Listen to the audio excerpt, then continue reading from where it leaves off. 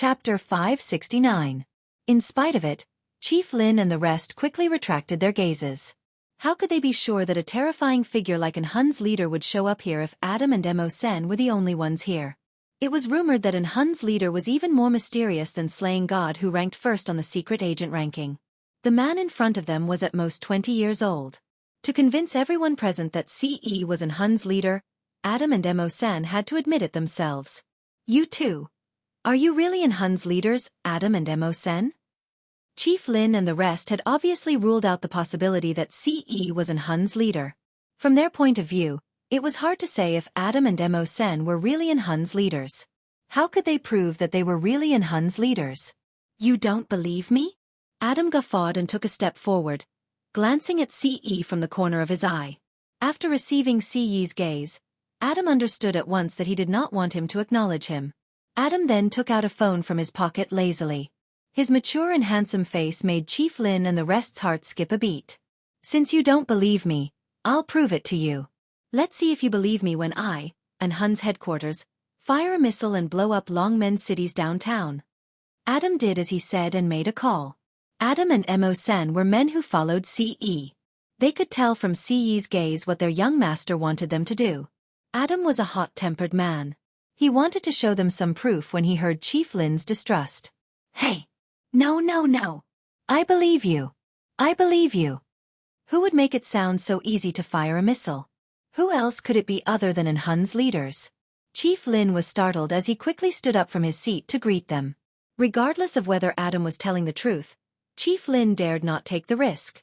After all, the people living in Longmen City's downtown area were all civilians. Even if Adam was joking, Chief Lin dared not risk the safety of the civilians with something like this. As soon as Officer Lin spoke, the other officers also began to agree. After all, if Adam and Mawson weren't really from an Hun, they wouldn't have acted so arrogantly. Well then, officers, let's have a pleasant cooperation. Yun Jian stepped forward with a smile. Her lips curled up slightly as she spoke in a relaxed manner. With Adam and Mawson's actions, Officer Lin and the others finally agreed after some contemplation. I finally know why Officer Gu trusts you so much. Little girl, you win. Officer Lin finally let go of her hand. It had to be said that Yun Jian was very good at seizing opportunities.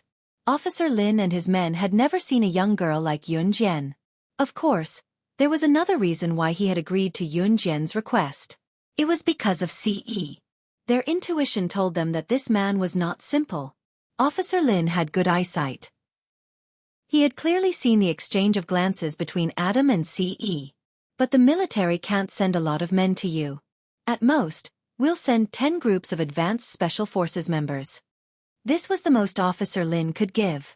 They needed manpower in the military as well. Each member of the advanced special forces had the ability to fight against 10 people. 10 groups of advanced special forces members meant that each group had at least 7 people and at most 10 people.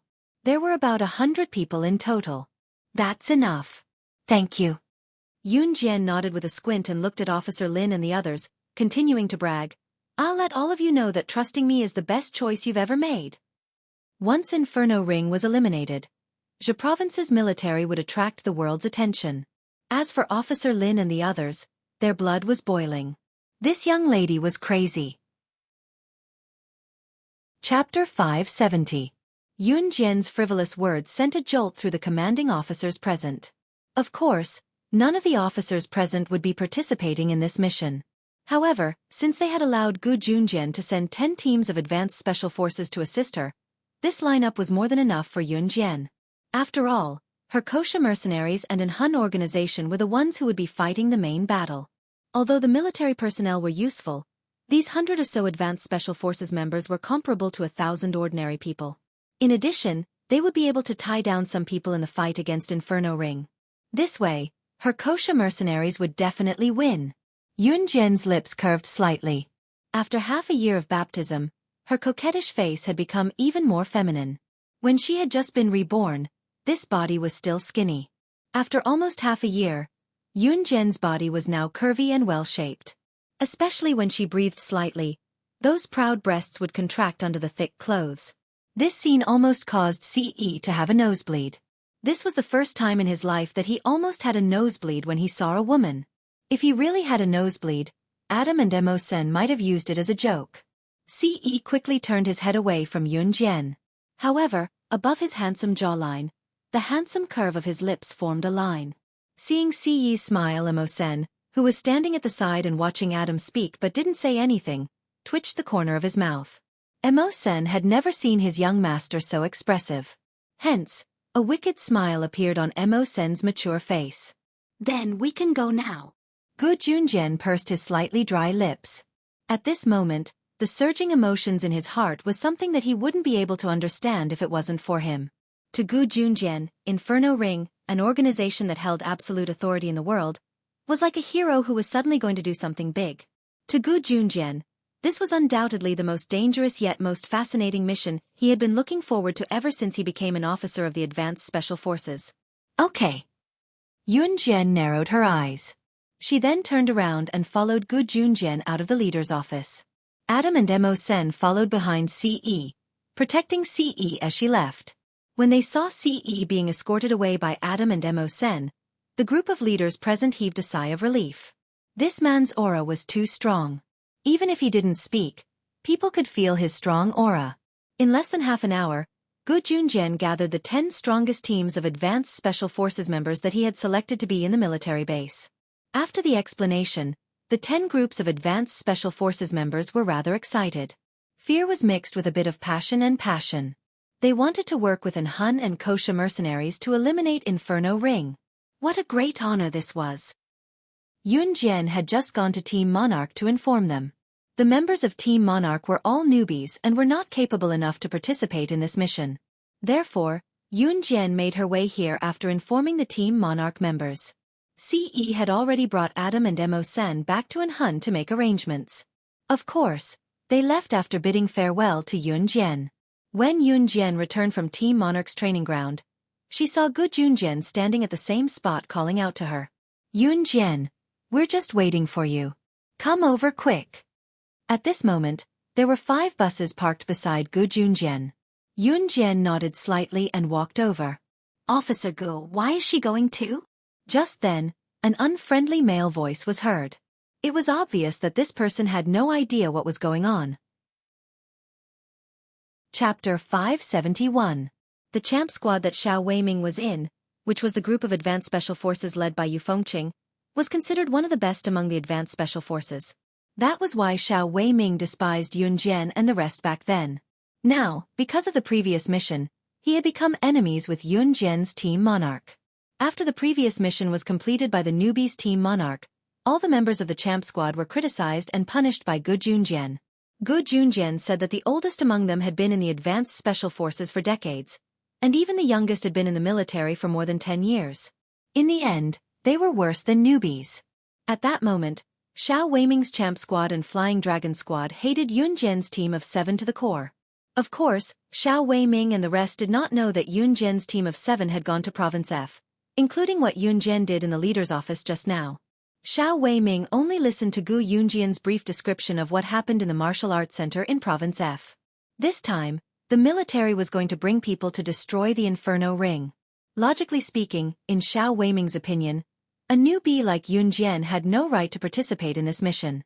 Therefore, Xiao Weiming despised Yun Jian's appearance. However, Gu Yunjian's next sentence caused an uproar. Of course.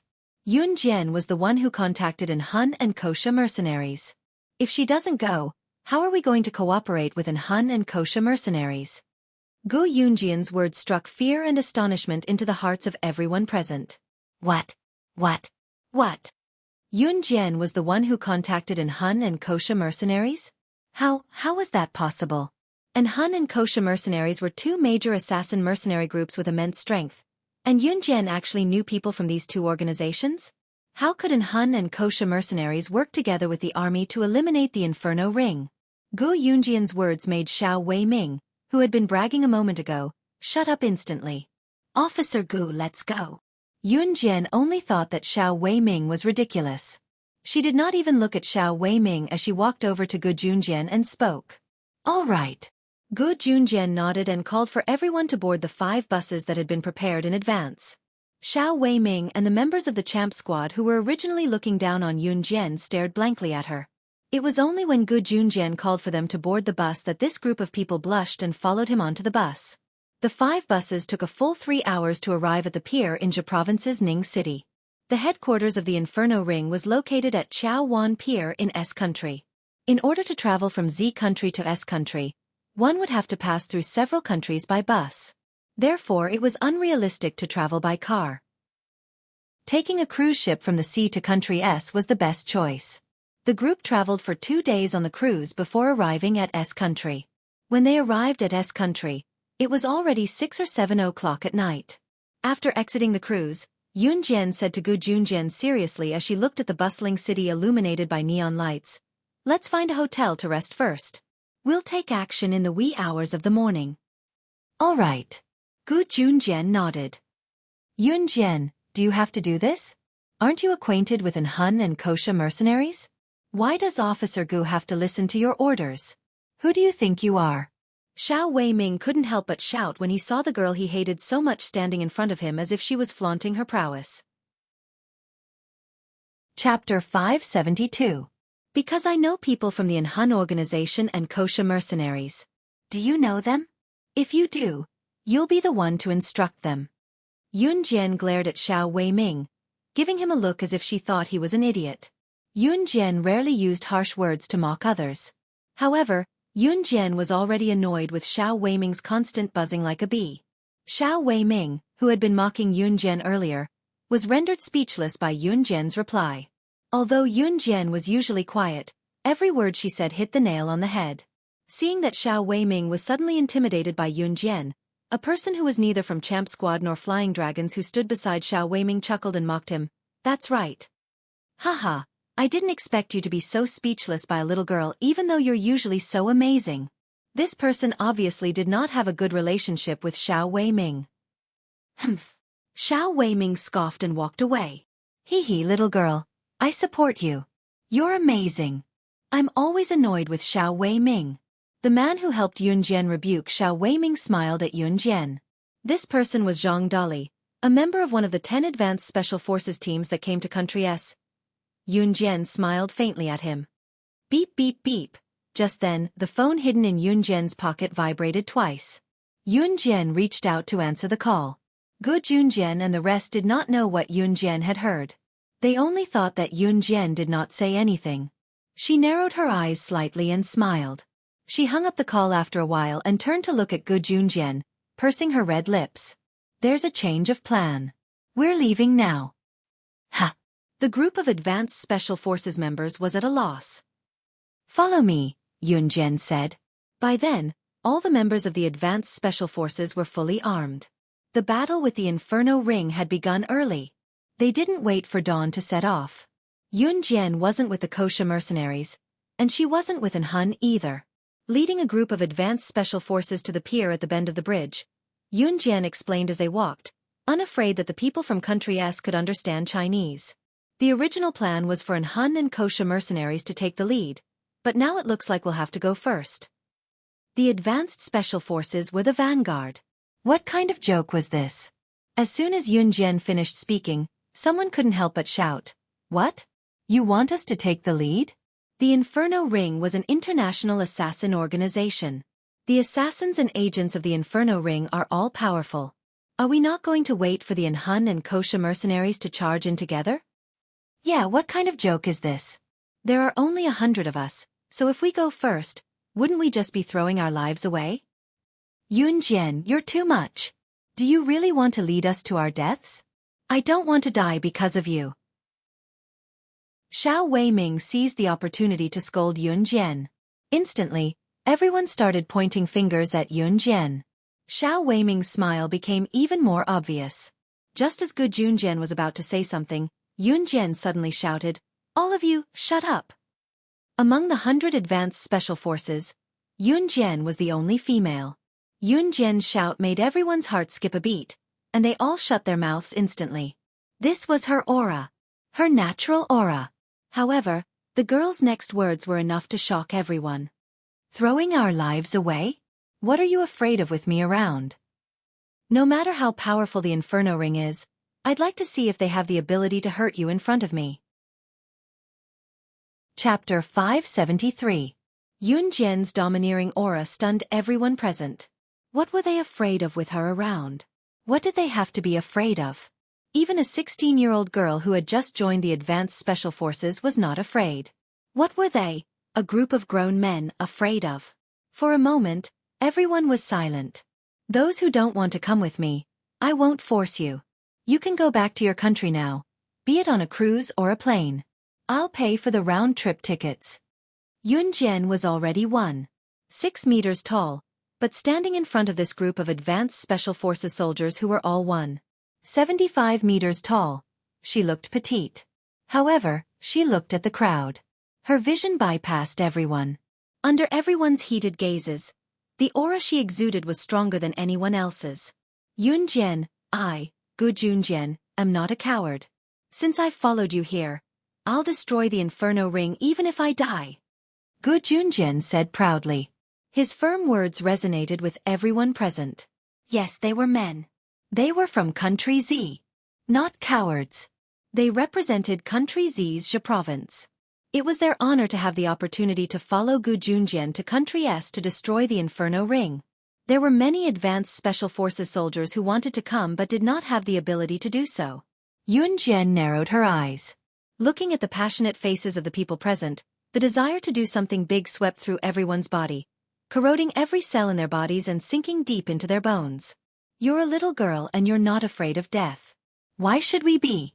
Little girl, whether we live or die, I'm going all out. My life is in your hands. Someone stood in the crowd and shouted. That's right. I'm a real man. Why would I be afraid of the Inferno Ring? Even if I die, I'll die with honor. Another person stood out and shouted. With one or two people taking the lead, the rest followed suit. Their imposing words resounded through the air. Even the passers-by in Country S who did not understand Chinese could not help but stop and look at the group of men suspiciously. In the end, the passers-by shook their heads and walked away in shock and fear. The passers-by couldn't help but think, are these foreigners crazy? He actually stood on the side of the road and shouted loudly. Moreover, he was shouting at a little girl? What was he doing? The most important thing before a battle was the hearts of the people. As long as the hearts of the people were united, there was nothing that could not be done. Yun Jian narrowed her eyes. She raised her eyebrows and her red lips curled up. She looked at everyone present and finally said something to motivate them. I'm here. I won't let you die. So, come with me now. After Yun Jian finished speaking, the group of people followed after Yun Jian in an imposing manner. Xiao Weiming and the other members of the Champ Squad and the Flying Dragon Squad stared at Yun Jian's back for a while with fiendish eyes. They had all received orders from their superiors to come to Country S. If they ran away now, wouldn't they become deserters? What's more, they were here to eliminate the Inferno Ring. It was a mission that their superiors wanted them to complete. How could they just leave like that? Therefore, all he had to do was to keep his head down and follow. They took a cruise from the pier at the bridge to a holiday island called Tiny Island. Tiny Island. It was a beautiful holiday island. However, no one knew that it was also the headquarters of the Inferno Ring. Yun Jian led Gu Junjian and the rest directly around the mountain top of the island. They passed through steep cliffs that ordinary people could not climb and arrived at the center of the island. There were steep cliffs all around them.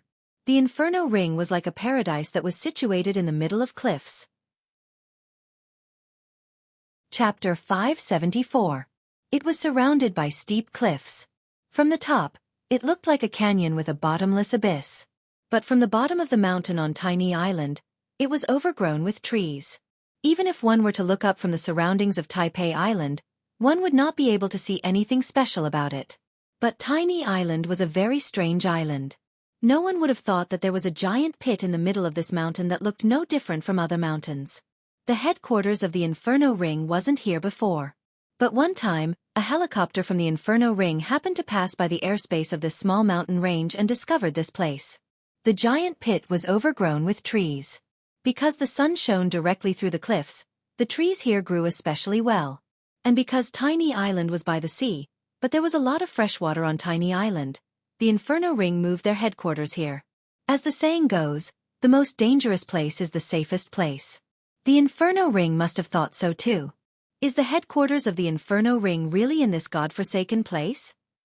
A large group of people climbed up from the bottom of the mountain with climbing tools and finally landed in this giant pit surrounded by cliffs. This place was overgrown with trees. It was indeed a good place to hide. But at this moment, other than the occasional sound of insects, there was no other sound. Yunjian nodded. Then she put away her climbing tools and took the lead to walk forward. Yunjian, keep your voice down. This is the headquarters of the Inferno Ring. If you walk so loudly, the people of the Inferno Ring will hear you. You may want to die, but I don't. Seeing Yunjian strutting forward without hiding her tracks, Xiao Weiming couldn't help but shout. His words were filled with the fear of death. Yunjian ignored him. Gu Junjian thought that Yunjian had her reasons for doing so. Even though this tiny island wasn't big, this huge pit that was surrounded by cliffs and had no blind spots was still quite large when walking on foot.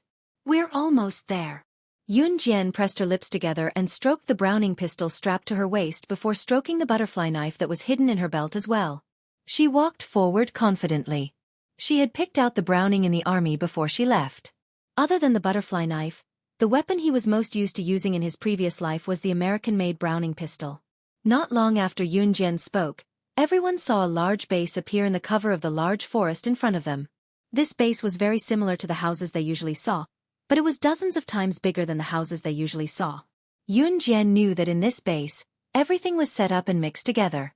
For example, the training ground for assassins, or the meeting room for the higher-ups of the Inferno Ring. Not only did Yunjian know all this, she even knew that the meeting room of the Inferno Ring's upper echelons was located through the side door in the south. When she gestured with her hand, the ASF soldiers immediately understood that she was going to barge in through the south door. With Gu Junjian in the lead, the ASF soldiers stepped into the area closest to the south door without making a sound. Each of them held a gun with both hands and leaned against the wall of the base, waiting for Gu Junjian's orders. This was how the ASF soldiers usually did things. Just then, Yunjian came straight to the south door in a high-profile manner. She kicked the door open amidst everyone's cries of surprise and F***CK. Simple and brutal. F***CK. What was Yunjian trying to do? Everyone present could not help but gasp. How could she do that? If the Inferno Ring's people were alerted, wouldn't they all be dead? Just then, everyone saw Yunjian standing at the south door. She stood there proudly and shouted arrogantly, "Job, get your ass out here with your Inferno Ring members." Chapter 575. It was not that Yunjian had never seen Job before. When she was slaying God in her past life, she had attended an international assassin organization's gathering in disguise. However, she was with Snake, Lizard and Tiger, Leopard, so no one recognized her as the boss of the Kosha mercenaries. Moreover, she was young. Even if she had not been reborn, she was only 1 year older than her current body. She would be 17 years old after the new year. A 17-year-old slaying God who ranked first on the international secret agent ranking? Even if she attended the gathering, no one would think of her as slaying God. In fact, Yunjian was only 16 years old in her past life. Perhaps to many people, she was still a child. However, she had been in the secret agent circle for 11 years. Her achievements were not more outstanding than others, nor were they more heaven-defying than others. She was afraid of death, so she wanted others to die first. However, this was not what the advanced special forces were concerned about. They did not know any of this. All they knew was that Yunjian had lost her mind at that moment. The Inferno Ring was an assassin organization. They were here to launch a sneak attack and annihilate the organization. Although they did not discuss this beforehand, everyone knew that they were here secretly. Of course they would have to sneak in. But what about Yunjian? She even dared to kick open the door of the Inferno Ring? Was this a declaration of war? Yunjian, come back! Since their whereabouts had been exposed, they were no longer afraid. Instead, they watched as Yunjian stood at the south gate and kicked open the door. What if the people from the Inferno Ring suddenly fired at her without warning? Gu Junjian shouted out of concern. This was the Inferno Ring, an assassin organization that everyone feared. Yunjian would die if she did this. Bang bang bang. Just as Gu Junjian finished shouting, the sound of machine gun fire came from the south gate. The continuous stream of bullets were fired from the south gate. Their target was Yun Jian, who was standing outside the gate. No. Come back, Yun Jian. Gu Junjian was scared to death. He quickly rushed to Yun Jian. He had to save Yun Jian even if he had to die. She's courting death. She doesn't want to live anymore, and now she wants to kill our officer Gu. Xiao Weiming roared at this time. Even at this time, he couldn't help slandering Yun Jian. The members of the advanced special forces gripped their guns tightly and were about to approach Yun Jian. However, just as Gu Junjian took 2 steps toward Yun Jian, before Gu Junjian arrived at the south gate where Yun Jian was, he saw Yun Jian curl her lips. In the next second, the advanced special forces soldiers witnessed a terrifying scene. Yun Jian's body moved slightly to the side, and then her whole body fell to the side and rolled on the ground. He had actually dodged the barrage of machine guns. However, this was not the only thing that frightened everyone. The moment Yun Jian rolled, she pulled out a butterfly knife and a Browning pistol from her waist. She held the butterfly knife with the tip of the knife facing downwards in her left hand and the pistol in her right hand. After she got up from the roll, she rushed toward the south gate like the wind.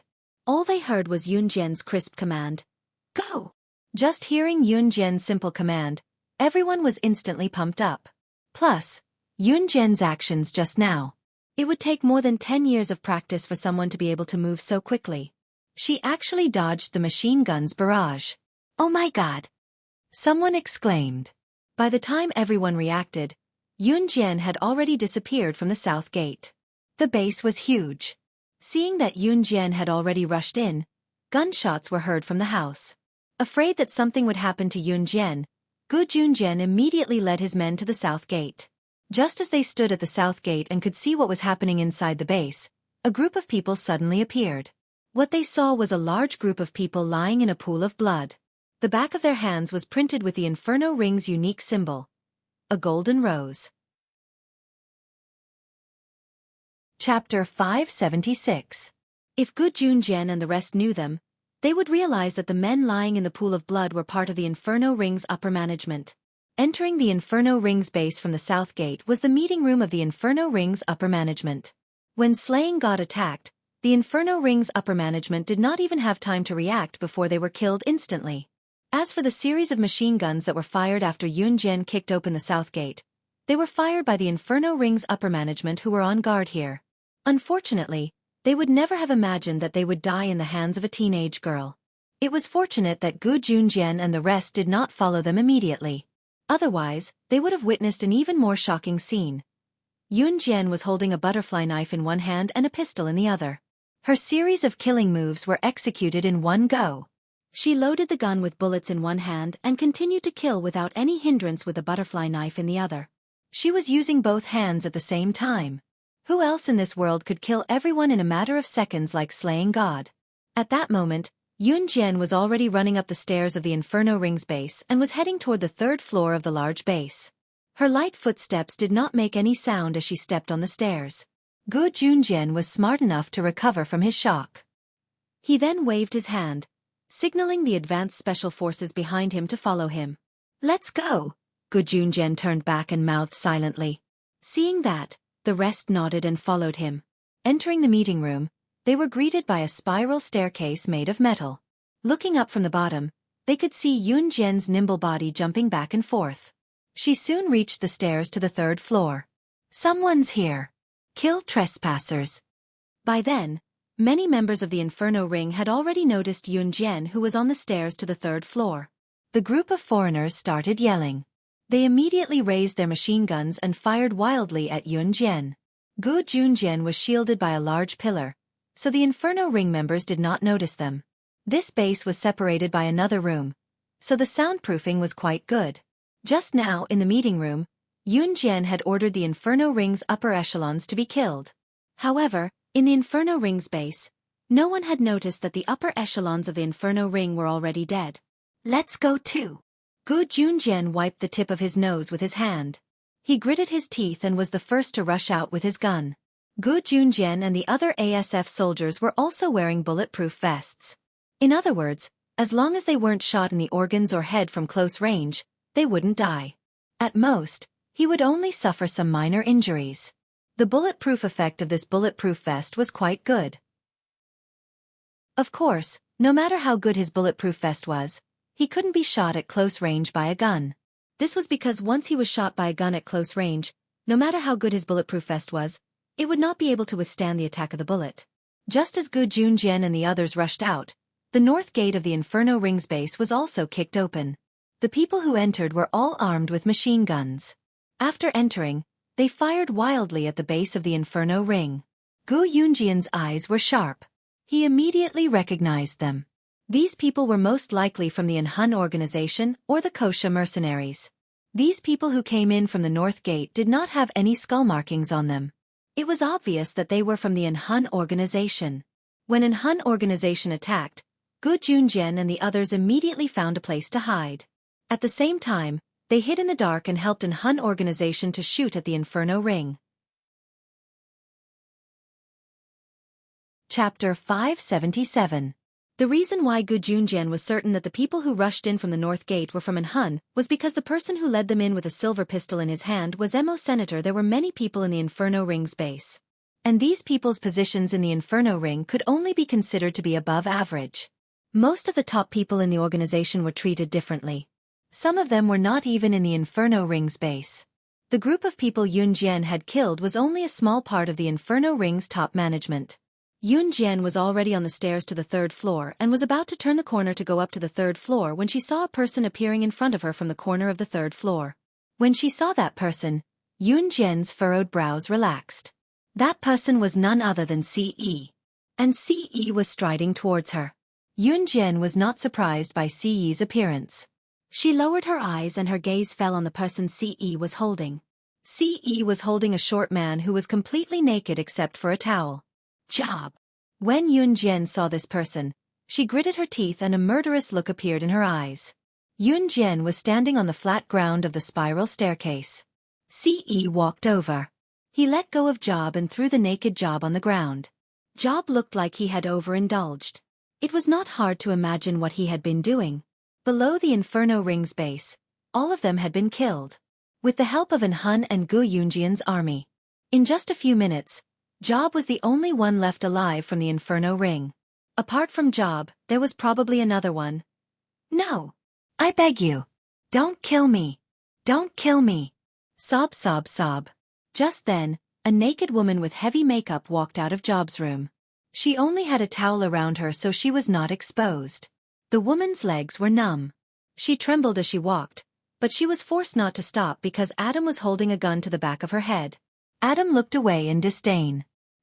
He looked at the woman from the corner of his eye and forced her to walk towards Yun Jian. It was not hard to imagine what Job and the woman had done in the room. When Adam and Ce entered the room, it was a mess and the smell was nauseating. Poor Adam had forced Job and the woman to separate them and threw Job to Ce. Ce would vomit whenever he was near other women, so Adam had to do it for him. Ce then grabbed Job and walked out. Adam pointed his gun at the woman and forced her to leave. This was also the reason why Yun Jian had led the advanced special forces and rushed in first and did not meet up with an Hun. The call earlier was from Ce. Ce and Adam had infiltrated the Inferno Ring first to capture Job.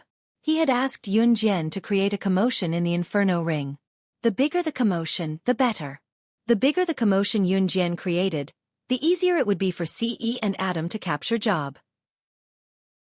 It was obvious that after Yun Jian had rushed in, Job's bodyguards had all run downstairs. Job himself did not have much power. He relied on his subordinates to protect him. His most powerful subordinate was Tai Jingang. Without Tai Jingang, Job was like a lamb waiting to be slaughtered. He had no power to fight back. Even Yun Jian found it strange. How could someone like Job become the leader of the Inferno Ring? Yun Jian had not been able to do anything to the Inferno Ring not because Job, the leader of the Inferno Ring, was powerful. On the contrary, Job was the weakest person in the world. The real power was the power that the Inferno Ring had accumulated over the years. At the same time, the Kosha mercenaries had been sent by Snake Lizard to eliminate the Inferno Ring. Chapter 578. Kneel! Adam roared as he pressed the muzzle of the gun against the woman's head again. Ah! No, no, no, don't kill me. The woman was so scared that she knelt in front of Yunjian and Ce without any dignity. At this moment, Gu Junjian and the rest had already walked out from the shadows. After exchanging orders with Mawson, they stood downstairs and watched everything that was happening on the third floor. They saw Yunjian walking step by step towards Job, who was so scared that he was curled up on the ground. Raise your eyes and look at me, Yunjian hissed. As she spoke, she took out a blade and stabbed it into Job's thigh without another word. Chi. The crisp sound of the blade piercing flesh made Job, who was sitting on the ground trembling, howl. Awoo. Yunjian laughed in disdain. She put away the gun and grabbed the butterfly knife in her hand. She then walked towards Job, and in a flash, she was right in front of him. At the same time, the butterfly knife in Yunjian's hand was pressed against Job's neck. Awoo. Who are you? Who are you? Does my inferno ring have a grudge against you? How dare you treat me like this? Job's short body was curled up as he held his thigh tightly and rolled around on the ground. Grudge. Yunjian laughed as she stabbed Job's thigh with the butterfly knife. Then she placed the blade that was stained with Job's blood on his neck with a strange smile. What grudge? Hee, today I will slowly pull out your tendons, peel off your skin, and cut off your head. I will let you see with your own eyes how you die in my hands little by little. Yunjian patted Job's face with the bloody butterfly knife. After speaking, Yunjian stabbed Job's thigh again. Today she would take revenge for Xiao Zhu. She would let Job have a taste of how Xiao Zhu died in her previous life. She, Yunjian, was never a weak person. Awoo. Job howled again. At this moment, Job's forehead was covered in sweat as he howled. Why? Why? Did I, Job, offend you? Little girl, what did I do to offend you? I beg you spare me. You can take the inferno ring, you can take it. It's not mine anyway. It wasn't mine in the first place. If you want the inferno ring, then take it. Yunjian's cruel methods made Gu Junjian and the others who were standing below feel their hair stand on end.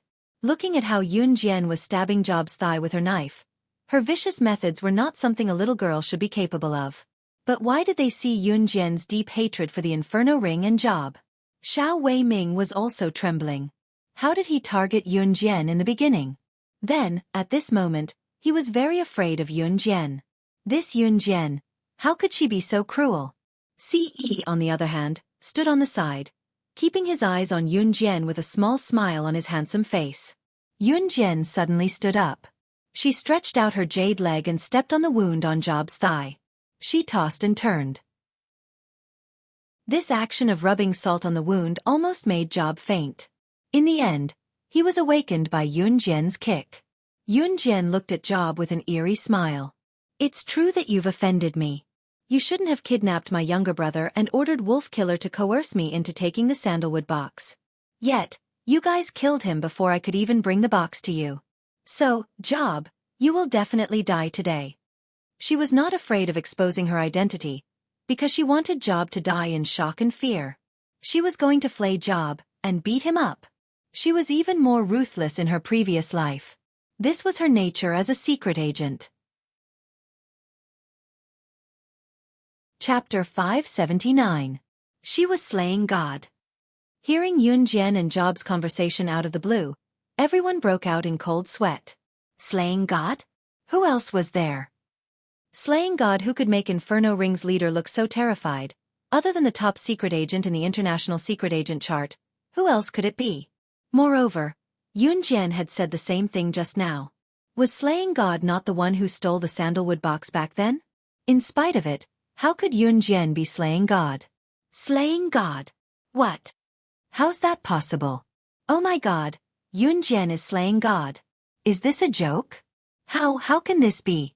Xiao Weiming cried out, holding his head. The shock on his face could only be described as horror and bewilderment. How could it be slaying God? The top secret agent in the International Secret Agent chart. Slaying God? How could it be her? The person who was most surprised was not Xiao Weiming, Yu Fengqing, and the other members of Champ Squad and Flying Dragons but Gu Junjian who stood at the bottom of the building. Other than Gu Junjian, Ce, Adam, and Mo Sen, no one knew about Yunjian's background. Was she Qin Yiru's daughter? Gu Junjian had heard a lot of stories about Qin Yiru during his time with Qin Yiru. He had also heard a lot about Yun Jian's past and current changes from Qin Yiru. For example, before the third year of junior high school, Yun Jian's academic results were terrible, even at the bottom of the school. Somehow, from then on, Xiao Jian's personality and inexplicable skills had changed so drastically that it was astounding. Qin Yiru had suspected it as well. However, Xiao Jian was still the same. Moreover, Qin Yiru felt that Yun Jian's subsequent changes were all due to her weakness and incompetence, so Qin Yiru let it go. What shocked Gu Junjian the most was that if Yun Jian was slaying God, how could she be Qin Yiru's child who had been raised at home for more than a decade? Of course, Gu Junjian didn't point it out. After all, there were so many people standing around. Gu Junjian only frowned slightly, but he did not say a word, nor did he say a word.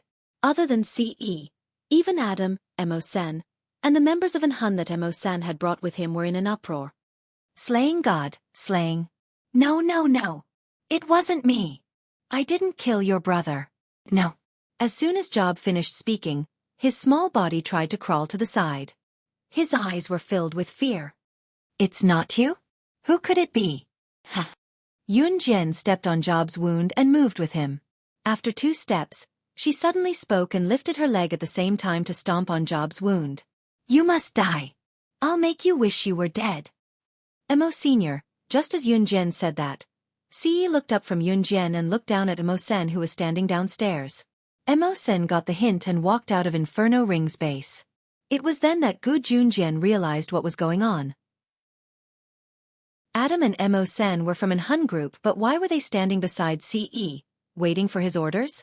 Adam and Mo-sen were the leaders of the Hun organization. It was rumored that the 4 leaders of Hun were Adam, Mo-sen, Xueqi, and Lin Wei. The 4 of them had divided their work. Lin Wei was in charge of Hun's training of secret agents and assassins. Xueqi represented Hun at various events. Adam and Mo-sen followed Hun's leader. Wherever they were, Hun's leader would be there. Chapter 580. Could he be the leader of the Hun organization? The leader of the world's top assassin organization that was scarier than the Kosha mercenaries? Rumors had it that no one had heard of the leader of the world's top assassin organization, Hun. He did not have a code name. The world only knew that he was mysterious, even more so than the Kosha mercenaries' boss, Slaying God. An existence that was even more mysterious than Slaying God. If the police saw him, they would have to give way to him as long as the Hun organization did not invade their country's territory, let alone the Inferno Ring. Gu Junjian remembered that when he was first promoted to the Advanced Special Forces, he was told that there were 2 forces in the world that should not be trifled with. One was the Hun organization, and the other was the Kosha mercenaries. Today, he was suddenly told that the leaders of these 2 organizations were his most prized subordinate, and the young man whom he treated as his subordinate's man. How could he, Gu Junjian, not be frightened? How could he not be surprised? Fortunately, although the Hun organization and the Kosha mercenaries were assassin organizations and mercenary groups, they had never attacked Country Z. Therefore, they maintained a non-interference relationship with Country Z. This meant that even if the other countries and regions were at odds with the Hun organization and the Kosha mercenaries, the people in his army would not have to go against the 2 organizations. It was also because of this that the Zhe province's military officers dared to let Gu Junjian work with the Hun organization and the Kosha mercenaries. Otherwise, wouldn't it be scary to work with 2 major assassin mercenary groups? Gu Junjian gradually calmed down. He had a lot of questions that he wanted to ask Yun Jian alone, but it was not suitable for such an occasion. Just then, Mo-sen walked in from the entrance of the base with a stove. Everyone looked over and saw that the stove in Mo-sen's hand was filled with charcoal that had just been burned from wood. It was obvious that the charcoal was taken from the kitchen of the Inferno Ring's base. Mo-sen even brought a coal clamp with him. Everyone was suspicious. What was he going to do with it? Young master, this is all I found, Mo-sen said as he carried the stove to the 3rd floor. Everyone present was a little confused. What was he going to do? When Mo-sen placed the stove in front of Ce turned and glared at Job with his razor-sharp eyes. However, he said to Yun Jian, if you want to skin him, this is just enough. What Ce said struck fear into everyone's heart. If Yun Jian's stabbing Job, then Ce's words were like a demon king from the 18th level of hell. Fear and panic. Xiao Weiming was squatting on Xiao. No one knew how shocked Xiao Weiming was at this moment. He had almost pawned the fear of his entire life on this. Yun Jian lifted her foot abruptly, merely glancing at Job. This is just enough to skin him. Yun Jian chuckled and walked over. She used the coal clamp to pick up the glowing charcoal. No, no. It wasn't me who killed your brother. Slaying God. It wasn't me. It wasn't me who ordered it. Don't kill me, don't kill me. I'll tell you a secret. As long as you don't kill me, I'll tell you a secret. It's about the sandalwood box. It's about the sandalwood box. It's something from another world. Don't kill me, I'll tell you everything. Chapter 581. The sandalwood box was an item from another world. Yun Jian and Ce naturally knew this. At the same time, Yun Jian and Ce also knew that the sandalwood box was an item from the Yulong continent. Yun Jian and Ce knew far more about the sandalwood box and the Yulong continent than Job, because Lan Su was from the Yulong continent. However, when she suddenly heard about the sandalwood box from Job, the leader of the Inferno Ring, Yun Jian's heart jolted. She was not surprised about the sandalwood box's origins, nor was she frightened by Job. But how did Job know that the sandalwood box was an item from another world? When Job and the others abducted her younger brother, Yun Jian, their demand for Yun Jian was very obvious. She had to obtain the sandalwood box within 3 days and hand it over at the exchange location. Otherwise, her younger brother would die without a doubt. That was why Yun Jian risked her life to snatch the sandalwood box and head to the exchange location. If Yun Jian did not know why Qiao Mu and the others wanted her to steal the sandalwood box before, then Yun Jian now had her suspicions. After all, the sandalwood box came from the Yulong continent, and the sandalwood box itself possessed supreme divine power. Now that she heard Job's words, Yun Jian suddenly connected the dots between the Inferno Ring's demand for her to steal the sandalwood box in her previous life and Job's words right now. Yun Jian could also tell from Job's expression that he was not lying. He really did not order Wulsha to kill her younger brother? Speak. Yun Jian stopped what she was doing abruptly and tossed the coal clamp back into the furnace before scolding Job. The group of people below had already frowned upon hearing this.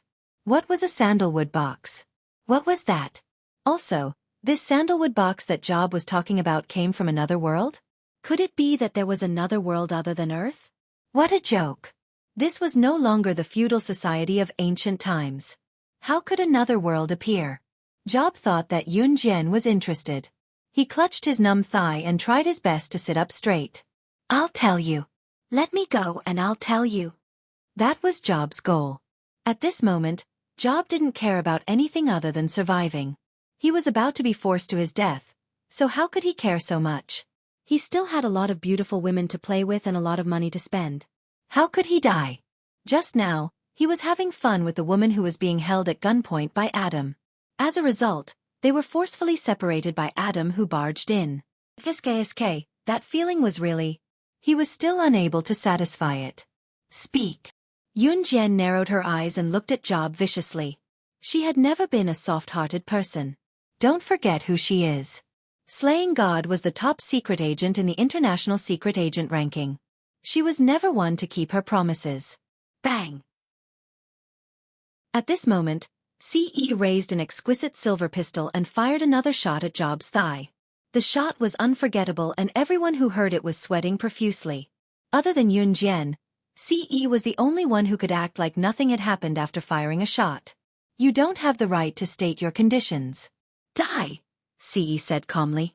His deep eyes flashed and the gun in his hand was pointed at Job's heart. Adam, who was standing behind Ce, was innocent.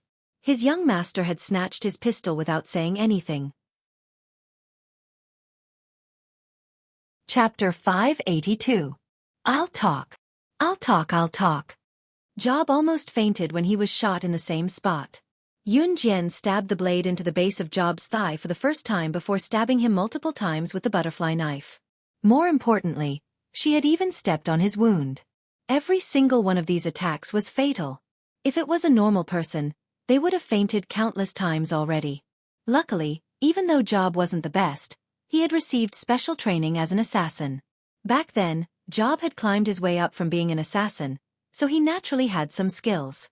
Even if Job wasn't strong, at the very least, he was at the standard of a normal assassin. After all, he was the leader of the Inferno Ring.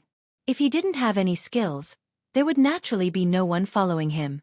But a normal assassin was enough for Job to become the leader of the Inferno Ring. This made Yun Jian suspect that there was someone else behind Job. Yun Jian could tell from Job's face that he wasn't lying. This meant that Job, who knew that the sandalwood box was from another world, wasn't the one who ordered her brother's death. I don't know the details, but I know that the sandalwood box is from another world. It's from a world called the Yulong continent. Job didn't dare to hide anything. He endured the pain and gritted his teeth as he spoke. At this moment, Job had no strength left in his body. Knife wounds, gunshot wounds, and Yun Jian's kick had crippled his leg. If he didn't get treatment in time, he might never be able to stand again. Because he was afraid that Ce would really shoot him, Job continued to speak. He tried his best to tell her everything he knew to eliminate himself as a suspect. The Inferno Ring isn't actually mine. The news you heard from the outside world is wrong. The truth isn't like that at all. I've only been the leader of the Inferno Ring for close to 2 years. You might think that I've been the leader of the Inferno Ring for many years, right? Actually, that's not the case. 2 years ago, I was an assassin who had just made a name for myself. My code name wasn't Job, but a mysterious man came to me and told me that he could make me the leader of the Inferno Ring. He said that he could make me the leader of the Inferno Ring with countless beauties and become the leader of the organization. How can I not agree to such a good thing?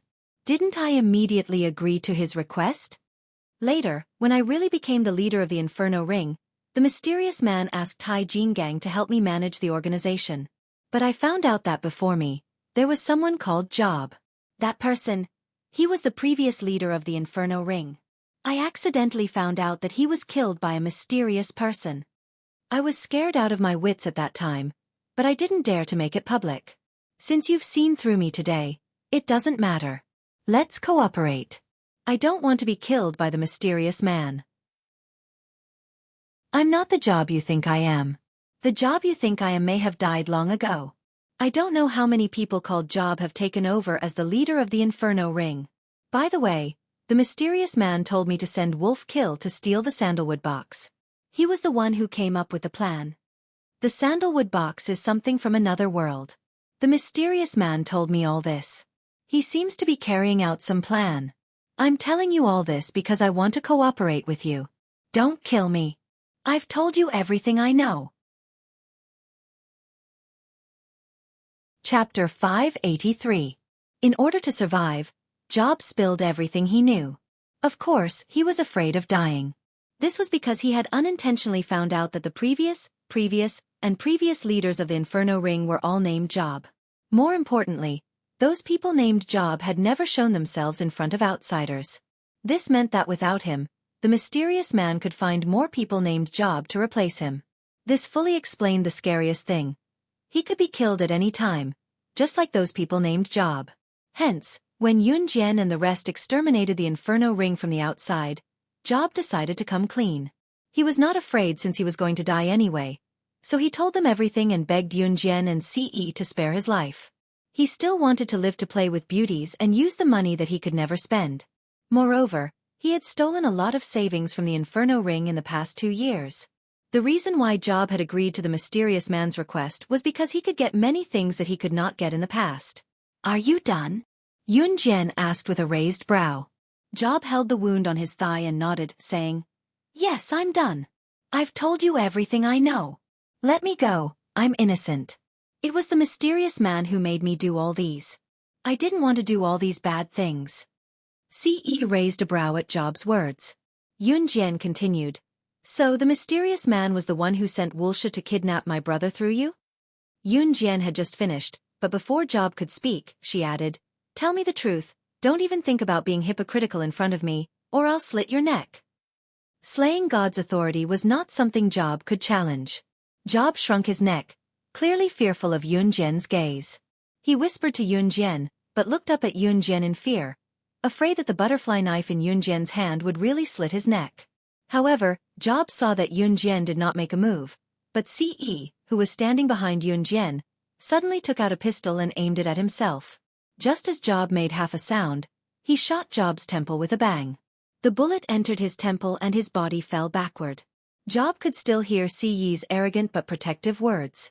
"Do you think you'll live to see the sun tomorrow?" Even if Job did not give the order to kill Xiao Yunju in his past life, he was the one who had sent it to Wulsha. "Do you think you'll live?"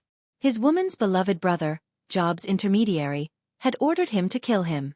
How could Ce let Job see the scorching sun the next day? Ah!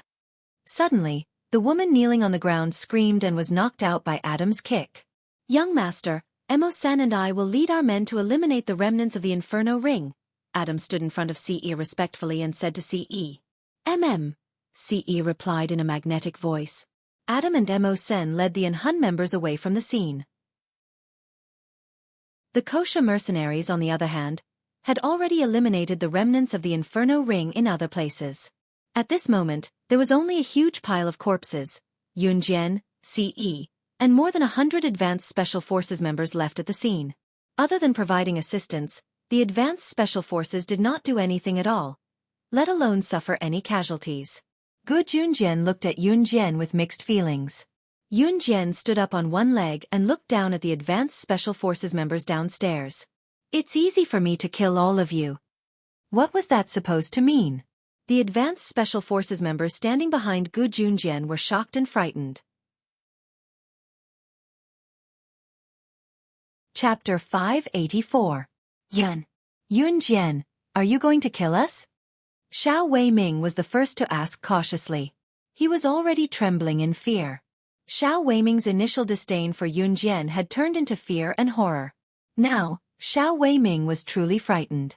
Especially now that Yunjian had said something like that to them. She had actually said that she could kill them easily. Gu Junjian, on the other hand, looked at Yunjian with a complicated expression. He frowned and looked up at Yunjian, who was standing on the stairs on the 3rd floor. Her expression was calm. He did not believe that Yunjian would kill them because if she did, Yunjian's Kosha mercenaries would officially declare war on Country Z. More importantly, Gu Junjian could tell from Yunjian's past actions that she cared a lot about Qin Yiru. Moreover, Xiao Yunju was Yunjian's root. Since Yunjian had left Xiao Yunju in Country Z, how could she possibly become enemies with them? Perhaps. Yunjian flashed her pearly white teeth and smiled at Xiao Weiming, who was at the bottom of the stairs. This smile made Xiao Weiming feel even more weak. Once he recalled how he had looked down on Yunjian in the past, Xiao Weiming felt uneasy. He felt that his head would be taken away by Yunjian at any time. Yunjian was slaying God. This also meant that if she wanted the heads of all of them present, it would only take a single word from her. Just as the atmosphere was gloomy, Yunjian suddenly broke into a smile. She seemed to have turned into a little girl who loved to joke. "I'm just kidding." As soon as she said that, Yunjian's eyes flashed. Then her gaze turned ferocious. At the same time, she looked at everyone present with hostility and changed her tone. "But the condition is that none of you can say a word about what happened today. If you don't, we're still in the same army. If I hear any rumors, I'll kill all of you without anyone knowing. I know you believe that I can do it." Yunjian smiled eerily after she said that. In everyone's eyes, Yunjian looked like the Grim Reaper who was holding a scythe and seducing souls. Yunjian, Gu Junjian, won't say a word. Gu Junjian was the first to shout. Me too. We won't say a word. In the end, even Xiao Weiming gave his word. If he did not give his word, Yunjian would probably kill him first. Hence, Xiao Weiming was afraid. Yunjian nodded when she got his word. The Inferno Ring has been successfully eliminated.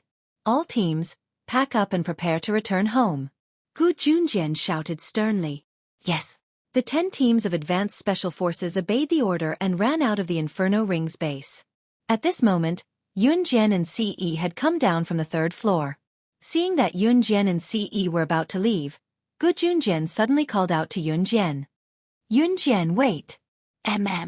Yunjian turned around and looked at Gu Junjian without saying a word. Seeing that Gu Junjian called out to Yunjian while Ce stood beside Yunjian, his eyes flickered. "I have something to ask you." Gu Junjian frowned and stayed silent for 2 seconds. Since Gu Junjian did not say anything, Yun Jian did not say anything as well. After 2 seconds of silence, Gu Junjian spoke again. I have all your information on hand. You're Yiru's child and grew up in Xinjiang town. I've heard from Yiru that Yun Jian seemed to have changed into a different person since the Friday after your 3rd year of junior high school. You said you're slaying God today. How did you become slaying God and complete all the missions when you've never left Xinjiang town? I won't ask anything else. I just want to ask one question. You're the fake Yun Jian, aren't you? Where's the real Yun Jian? Where is she? Gu Junjian was a little scared. Qin Yiru loved her daughter so much. What would she do if she knew the truth? Would she be heartbroken? Heartbroken? Unbearable pain? Yun Jian grinned suddenly. Chapter 585. In the end, Yun Jian added, You must tell the truth or I won't tell you. Yun Jian crossed her arms and tilted her head to look at Gu Junjian. Her half-smile made Gu Junjian, who was suddenly diverted to him, blush. This. Gu Yunjian's reaction confirmed Yun Jian's suspicions. Ce stood beside Yun Jian, leaning close to Yun Jian. At that moment, he was also looking at Gu Junjian with a playful expression. This was his mother-in-law's happiness for the rest of her life. It was not child's play. Ce naturally knew about Qin Yiru's troubled life and the hardships Qin Yiru had gone through in the past. He could feel her care for Qin Yiru and her love for Qin Yiru. Ce was not blind. When he was in Xinjiang town, he had naturally seen the interaction between Gu Junjian and Qin Yiru. Two people's mutual interest was a kind of fate. Under Yun Jian's interrogative gaze, Gu Yunjian's face turned red. In the end, under Yun Jian and Ce's intense gazes, Gu Junjian said embarrassedly, My relationship with Yiru. Sigh, Yun Jian. You know that I'm a married man. Although I haven't spent much time with Yiru, I feel that we're getting along quite well, so it's meaningful, isn't it? Yun Jian suddenly interrupted Gu Junjian. Yun Jian did not mind the fact that Gu Junjian was a married man. After all, her mother was a married woman too. If Gu Junjian and Qin Yiru were both married twice, then many conflicts would be nipped in the bud. Moreover, Gu Junjian and Qin Yiru had quite a tacit understanding. Yun Jian did not wish for Qin Yiru to spend the rest of her life alone. She also hoped that Qin Yiru could find a partner who would treat her well. Obviously, Gu Junjian was a responsible man. Although he was in the military and did not have much free time, he would never gamble, be a loan shark, and steal women like Yun Gang. Gu Junjian was speechless at Yun Jian's words, but he still nodded, his face red. I agree, Yun Jian suddenly said when Gu Junjian was blushing. Then, as if she was marrying off her daughter, Yun Jian said earnestly, Officer, although you're my officer now, but if you want to be with my mother, you must treat her well. Otherwise, I won't let you go. Hearing Yun Jian's words, Gu Junjian quickly raised his head and looked straight at Yun Jian. His attitude seemed sincere, but there was a hint of joy in it. Yun Jian, don't worry. Who am I, Gu Junjian? I swear to you if I, Gu Junjian, treat Yiru badly, I'll be struck by lightning and die a horrible death. All right, I understand. Yun Jian continued to smile. Gu Junjian was aware of his feelings for Qin Yiru. On the other hand, Qin Yiru actually did not know how she felt about Gu Junjian. After all, they had only known each other for a short time. However, what Qin Yiru did not know was that she had been sold by her own daughter. When Yun Jian changed the topic, Gu Junjian instantly forgot his initial purpose. Fortunately, Yun Jian did not want to go back on her words. She then began to explain the topic Gu Junjian was talking about earlier. Regarding your question just now, I'm sorry, but I can only tell you one thing. I'm indeed not the real Yun Jian. I don't know where she went either. But you can rest assured, Officer Gu. If I have any bad intentions toward my mother, I'll die without a place to hide. Gu Junjian frowned at Yun Jian's promise, but he soon relaxed. Chapter 586. Yun Jian only swore because ever since her rebirth, Qin Yiru had become the most important person to her. She would never do anything to hurt Qin Yiru because in her heart, she had already treated Qin Yiru as her own mother. In her previous life, she was abducted at the age of 5 and lived till the age of 16. However, she had never experienced a mother's embrace. Legend had it that a mother's love was great and selfless. Unfortunately, she had never experienced it before. However, after her rebirth, she experienced a mother's love and Qin Yiru's care. Even if Qin Yiru did not directly tell her, "Baby, I love you," or anything like that. However, from the little things that happened in her daily life, she could tell that Qin Yiru cared for her. Although Yun Jian was a secret agent in her previous life, she had even killed her best friend in order to survive. However, she was not a heartless person. She treated Qin Yiru, Yun Yi, and Xiao Yunju equally. They were her most beloved family members and the only ones she had now. However, she did not expect that Ce would take her oath seriously. However, the truth was that what Ce said earlier had indeed warmed Yun Jian's heart. "Don't spout nonsense." Yun Jian retracted her hand from Ce's grasp with a blushing face. Yun Jian looked at Gu Junjian again with her slightly flushed cheeks and said, "Officer Gu, I'll have to trouble you to take care of me in the army in the future. I'm just Yun Jian and I hope that you'll treat me the same way you treat Team Monarch." Yun Jian did not want to be treated differently after Gu Junjian found out about her identity. She joined the army to improve her skills, not to be treated differently by Gu Junjian after they found out about her identity. Gu Yunjian's face stiffened when he saw Ce's actions. However, Gu Yunjian's mental fortitude was strong. Gu Junjian acted as if nothing had happened. He nodded to Yun Jian and said, "Well, don't worry about that. Even if you are the king of heaven, I, Gu Junjian, will train you according to the rules of the army." Gu Junjian said this very seriously. Of course, Gu Junjian was never one for pleasantries.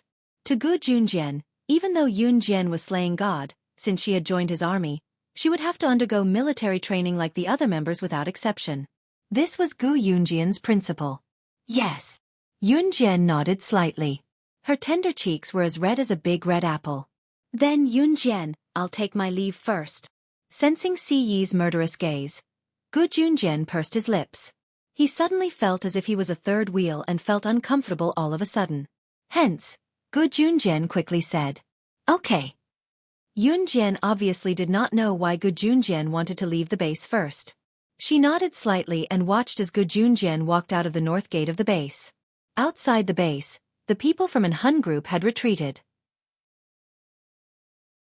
The people from Inferno Ring had been completely annihilated. Only the remaining forces of Inferno Ring had not been completely annihilated. However, Adam and Emo-san had already gone there to eliminate the remaining forces with Snake, Lizard and the rest. "Let's go out too." Yun Jian looked around. Other than the corpses, there was no one else around. She turned around and said to Ce. Just as she turned around, she felt a warm breath caressing her nostrils. In the blink of an eye, Ce was holding her in his arms. Chapter 587. What are you doing? Yun Jian was forcefully held in Ce's arms. Her face was pressed against his chest, and her cheeks were as red as an apple. Ce smiled. If they weren't in the Inferno Ring's base, and not in a place filled with corpses, he would have kissed her. "I can't help but want to eat you up and make you stay by my side forever." Yun Jian couldn't see Ce's handsome face, but Yun Jian could hear his magnetic and seductive voice clearly. Ba-dump ba-dump. Yun Jian could even hear her own heartbeat. Her heart was trembling.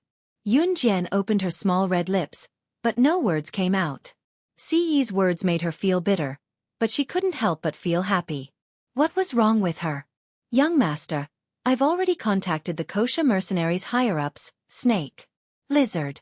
The remaining forces of the Inferno Ring have already been wiped out by the Kosha mercenaries. The Inferno Ring has been completely destroyed, you." At this moment, Adam's untimely voice came from the door. Adam had just left Tiny Island when he received Snake, Lizard's report before he could go far. The remaining forces of the Inferno Ring had been completely wiped out. Hearing this news, Adam hurried back here, wanting to immediately inform their young master of this news. But he didn't expect to see such an erotic scene the moment he entered the door. Ce's tall and broad body was hugging Yun Jian's petite and beautiful body. Although the two of them were dressed neatly, Adam could see that something wasn't right. Adam was so scared that he immediately realized that something was wrong. He quickly turned around and said softly, Young master, you're busy. I'll take the people in the organization and leave first." Stop. Ce's voice came from behind. Adam felt that he was going to fall in front of Yunjian for the rest of his life. Not daring to turn around, Adam spoke softly. Young master, do you have any other orders? Let's go back to an Hun organization together.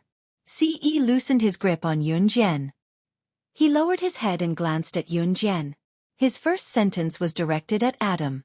After Ce let go of Yunjian's hand, he said to Yunjian, I'll go back to an Hun first, I'll look for you tomorrow. After saying that, he took another deep look at Yunjian, reached out his hand to hold Yunjian's hand, and walked out. Yunjian's hand was held, and she didn't refuse.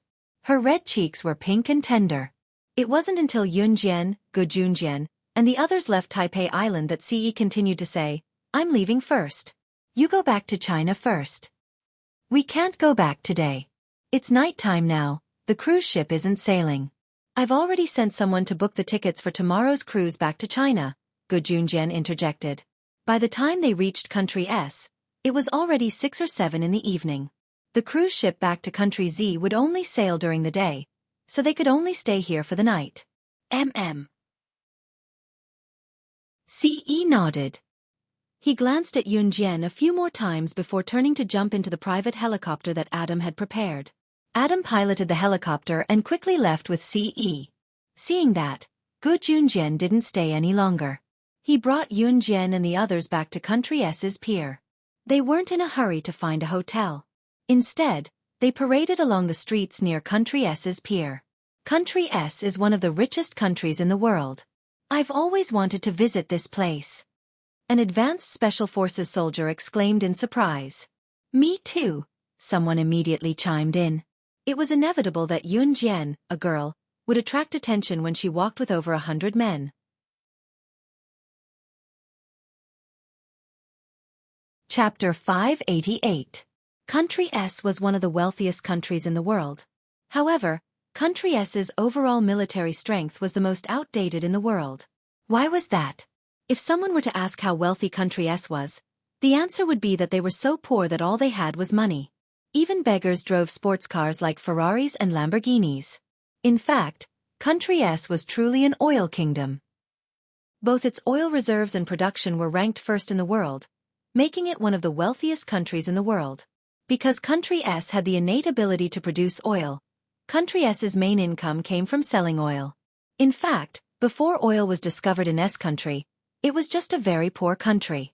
However, ever since oil was discovered and excavated, it quickly became a country that relied on its geographical advantage to survive. However, this was only temporary. Sooner or later, these blessings of God would be used up. Country S was the only country in the world that did not allow women to get a driver's license. Hence, women's status in Country S was not high.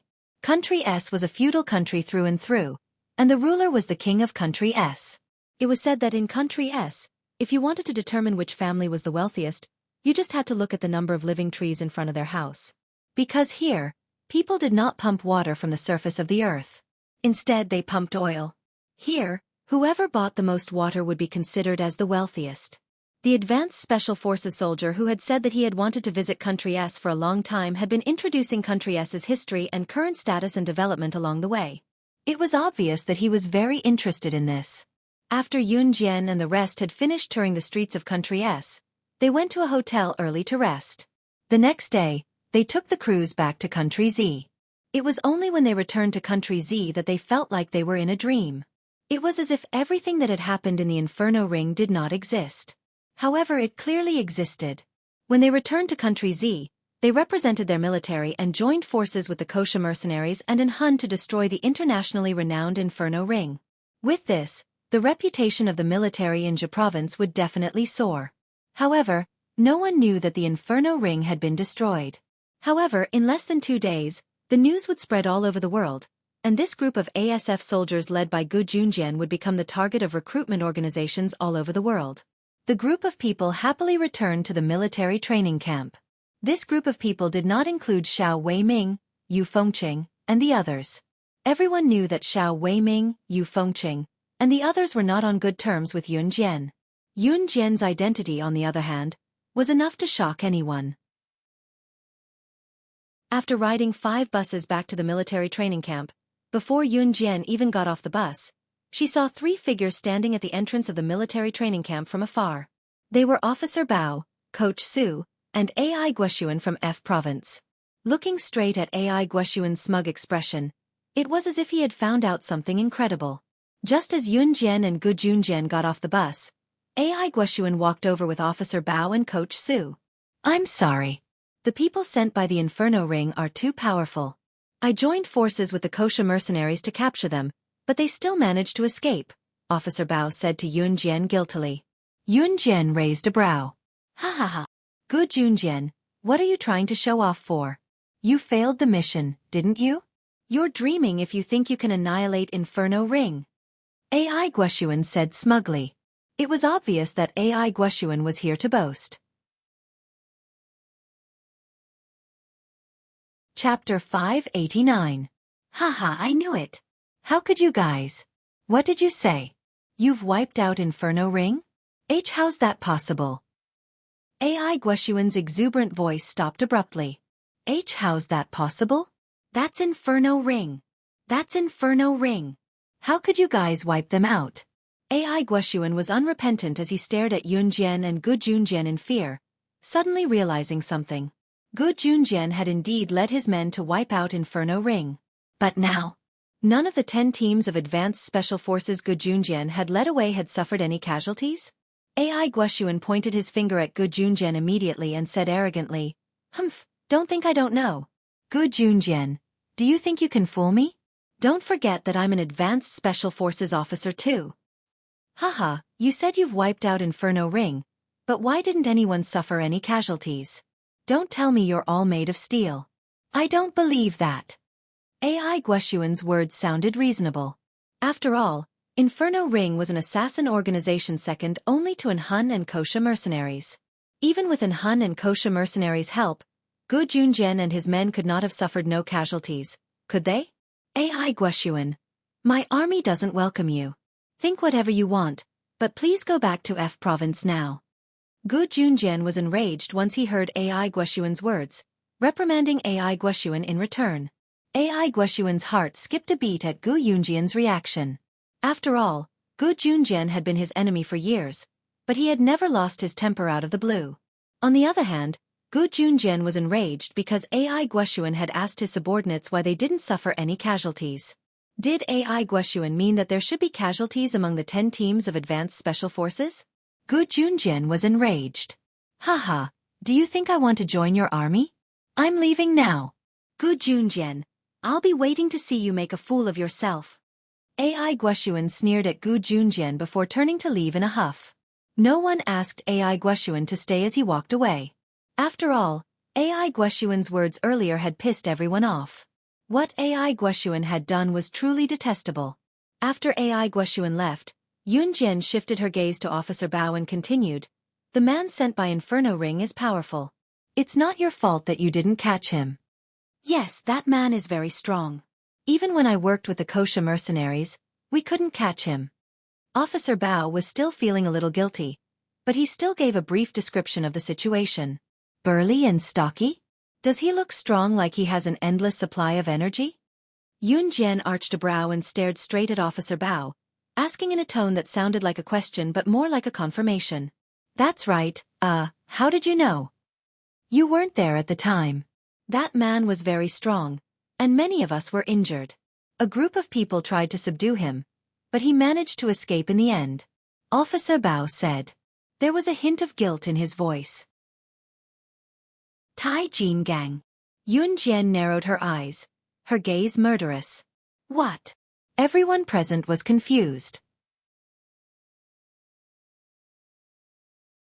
Chapter 590. Yun Jian was also surprised that the Inferno Ring would send a big shot like Tai Jin Gang to save Hertz's group. After all, Job himself was very weak. The Inferno Ring had always been under Job's control and had not been destroyed or replaced by others because of Tai Jin Gang. More importantly, Tai Jin Gang was the mysterious man that Job had mentioned. This made Yun Jian furious. She wanted to kill Tai Jin Gang. But now was not the time. Tai Jin Gang had escaped, and after knowing that the Inferno Ring had been destroyed, Tai Jin Gang would never return to the Inferno Ring. In other words, Job was dead, but her brother's death had not been avenged. According to the dead Job, Yun Jian found out that the mysterious man and Tai Jin gang were most likely from the Yulong continent. Just like Lan Su, they had come out of the stone cave in the ancient tomb. Speaking of the stone cave that led to another world, perhaps the stone cave could deter countless powerful masters in the world, but it could not stop people from the Yulong continent from coming here. Yun Jian had heard from Lan Su that there were not many people as powerful as Lan Su in the Yulong continent. But it was not difficult to pass through the stone cave. Lan Su had said that the stone cave, which was the transportation portal from Earth to the Yulong continent, was created by the Divine Lord. When the Divine Lord created the stone cave and stone door, he did not set any difficult barriers. As long as one could pass through the arrow of the stone cave, one could travel back and forth between the two worlds. Hearing Yun Jian say that the mysterious man was Tai Jin Gang, the top figure in the Inferno Ring, Officer Bao and Coach Su shivered. Tai Jin Gang of the Inferno Ring was not ranked internationally, but Officer Bao and Coach Su had heard of his name. He was a terrifying existence that killed without batting an eyelid. Officer Bao and the others were not killed when they confronted him. Although a few of them were injured, none of them died. At that moment, Officer Bao felt as if he had just escaped death. After recovering from the shock, Officer Bao and Coach Su bade farewell to Yun Jian and Gu Junjian. Officer Bao and Coach Su had come to explain the situation to Yun Jian and Gu Junjian. Now that they had said their piece, they did not stay any longer. Yun Jian and Gu Junjian did not stay any longer either. Yun Jian reminded Officer Bao to be careful in case Tai Jin Gang came to find them. Officer Bao gave them a friendly gesture and left. Yun Jian, come with me. After the advanced Gu Junjian and Yun's orders, Gu Junjian then led Yun Jian to Team Monarch's training ground. From a distance's eyes, Base, the Jin Gang, the ring. Look, Yun Jian and Officer Gu are back safe and sound. I told you, it's just the Inferno Ring. Heh, my Yun Jianer and our brave and heroic Officer Gu Junjian won't fail. Chu Ning was the first to run over. Yun Jian, how is it? I was so worried. Right, why are you guys back so soon? Chu Xiangnan ran behind Chu Ning and asked Yun Jian with Chu Ning between them. The six of them stood up one after another. Inferno Ring has been annihilated successfully. Yun Jian smiled. All right, Inferno Ring has been completely annihilated. It's all thanks to Yun Jian. Gu Junjian chuckled before he relayed the latest notification from his superior that he had received from his phone. Chapter 591. Gu Junjian was the latest to receive the news and he was stunned when he first read it. Military schools were places where the country focused on nurturing military talents. At the same time, the cutoff for enrolling in a military school was quite high. Yun Jian's 7-member Team Monarch could be considered Gu Junjian's superior to have opened the channel and sent them in directly. Gu Junjian paused and turned his gaze to Yun Jian. He said to Yun Jian, you're in your 3rd year of middle school now. The lowest grade in a military school is the high school section. You'll have to wait until you're done with your 3rd year of middle school exams and enroll in your 1st year of high school. It was a helpless move. After all, Gu Junjian's superior had already arranged for the 7 members of Team Monarch to enroll in a military school. In a place like a military school, the lowest grade was the high school section. Among the 7 members of Team Monarch, Yun Jian was the youngest. In comparison, other than Yun Jian, the other 6 members were already in high school. Chu Xiangnan, Lu Shiyun, and the others were already in university. They were considered to have transferred to a military school directly. However, Yun Jian would only be in the 2nd semester of her 3rd year of middle school when school reopened after the new year. Once she was done with her 3rd year of middle school, she could enroll in a military school directly from high school. Yun Jian nodded. Enrolling in a military school was not a problem for her. Moreover, enrolling in a military school would allow her to improve her skills better. Why would she not do it? However, due to her lack of age and grade, Yun Jian was not in a hurry to enroll in a military school. Although Gu Junjian was aware of Yun Jian's identity, he treated everyone equally. He could not possibly forbid Yun Jian from enrolling in a military school just because Yun Jian was strong. However, Yun Jian's grade was not up to the standard and there was nothing he could do about it. The moment Gu Junjian finished his announcement, Chu Ning and the others were overjoyed. As soon as school started, they would be able to transfer to the same school, and it would be a military school. That's great. Our team monarch can go to the same school but Yunjian can't go yet. But don't worry, Yunjian can come in half a year's time. Chu Ning clapped her hands excitedly, overjoyed. That's right. Half a year later, Team Monarch will be able to gather at the military academy. Hee hee, we'll be invincible. Chu Xiongnan quickly chimed in with Chu Ning. Yunjian only pursed her lips slightly. The members of Team Monarch were now united as one, heart to heart.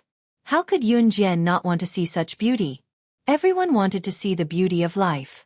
By the way, Officer Gu, what's the name of the military academy that we're going to study in? Chu Ning and Chu Xiongnan were excited for a long time before they turned to look at Gu Junjian. You'll know when you get there. Gu Junjian kept them in suspense. Officer Gu, is the location of the military academy in Longmen City? Lu Shiyun asked seriously. Gu Junjian replied, no, but it's in Jia Province. It's in Min City, about 2 to 3 hours drive away from Longmen City. Oh! The group grew even more excited at the mention of going on a long trip. Young children yearned to go on a long trip because it was far away from home. Once they were far away from home, their parents would not be able to control them and they could do whatever they wanted. However, children who went on a long trip would miss home and parents. Gu Junjian sent them home after informing them of the news.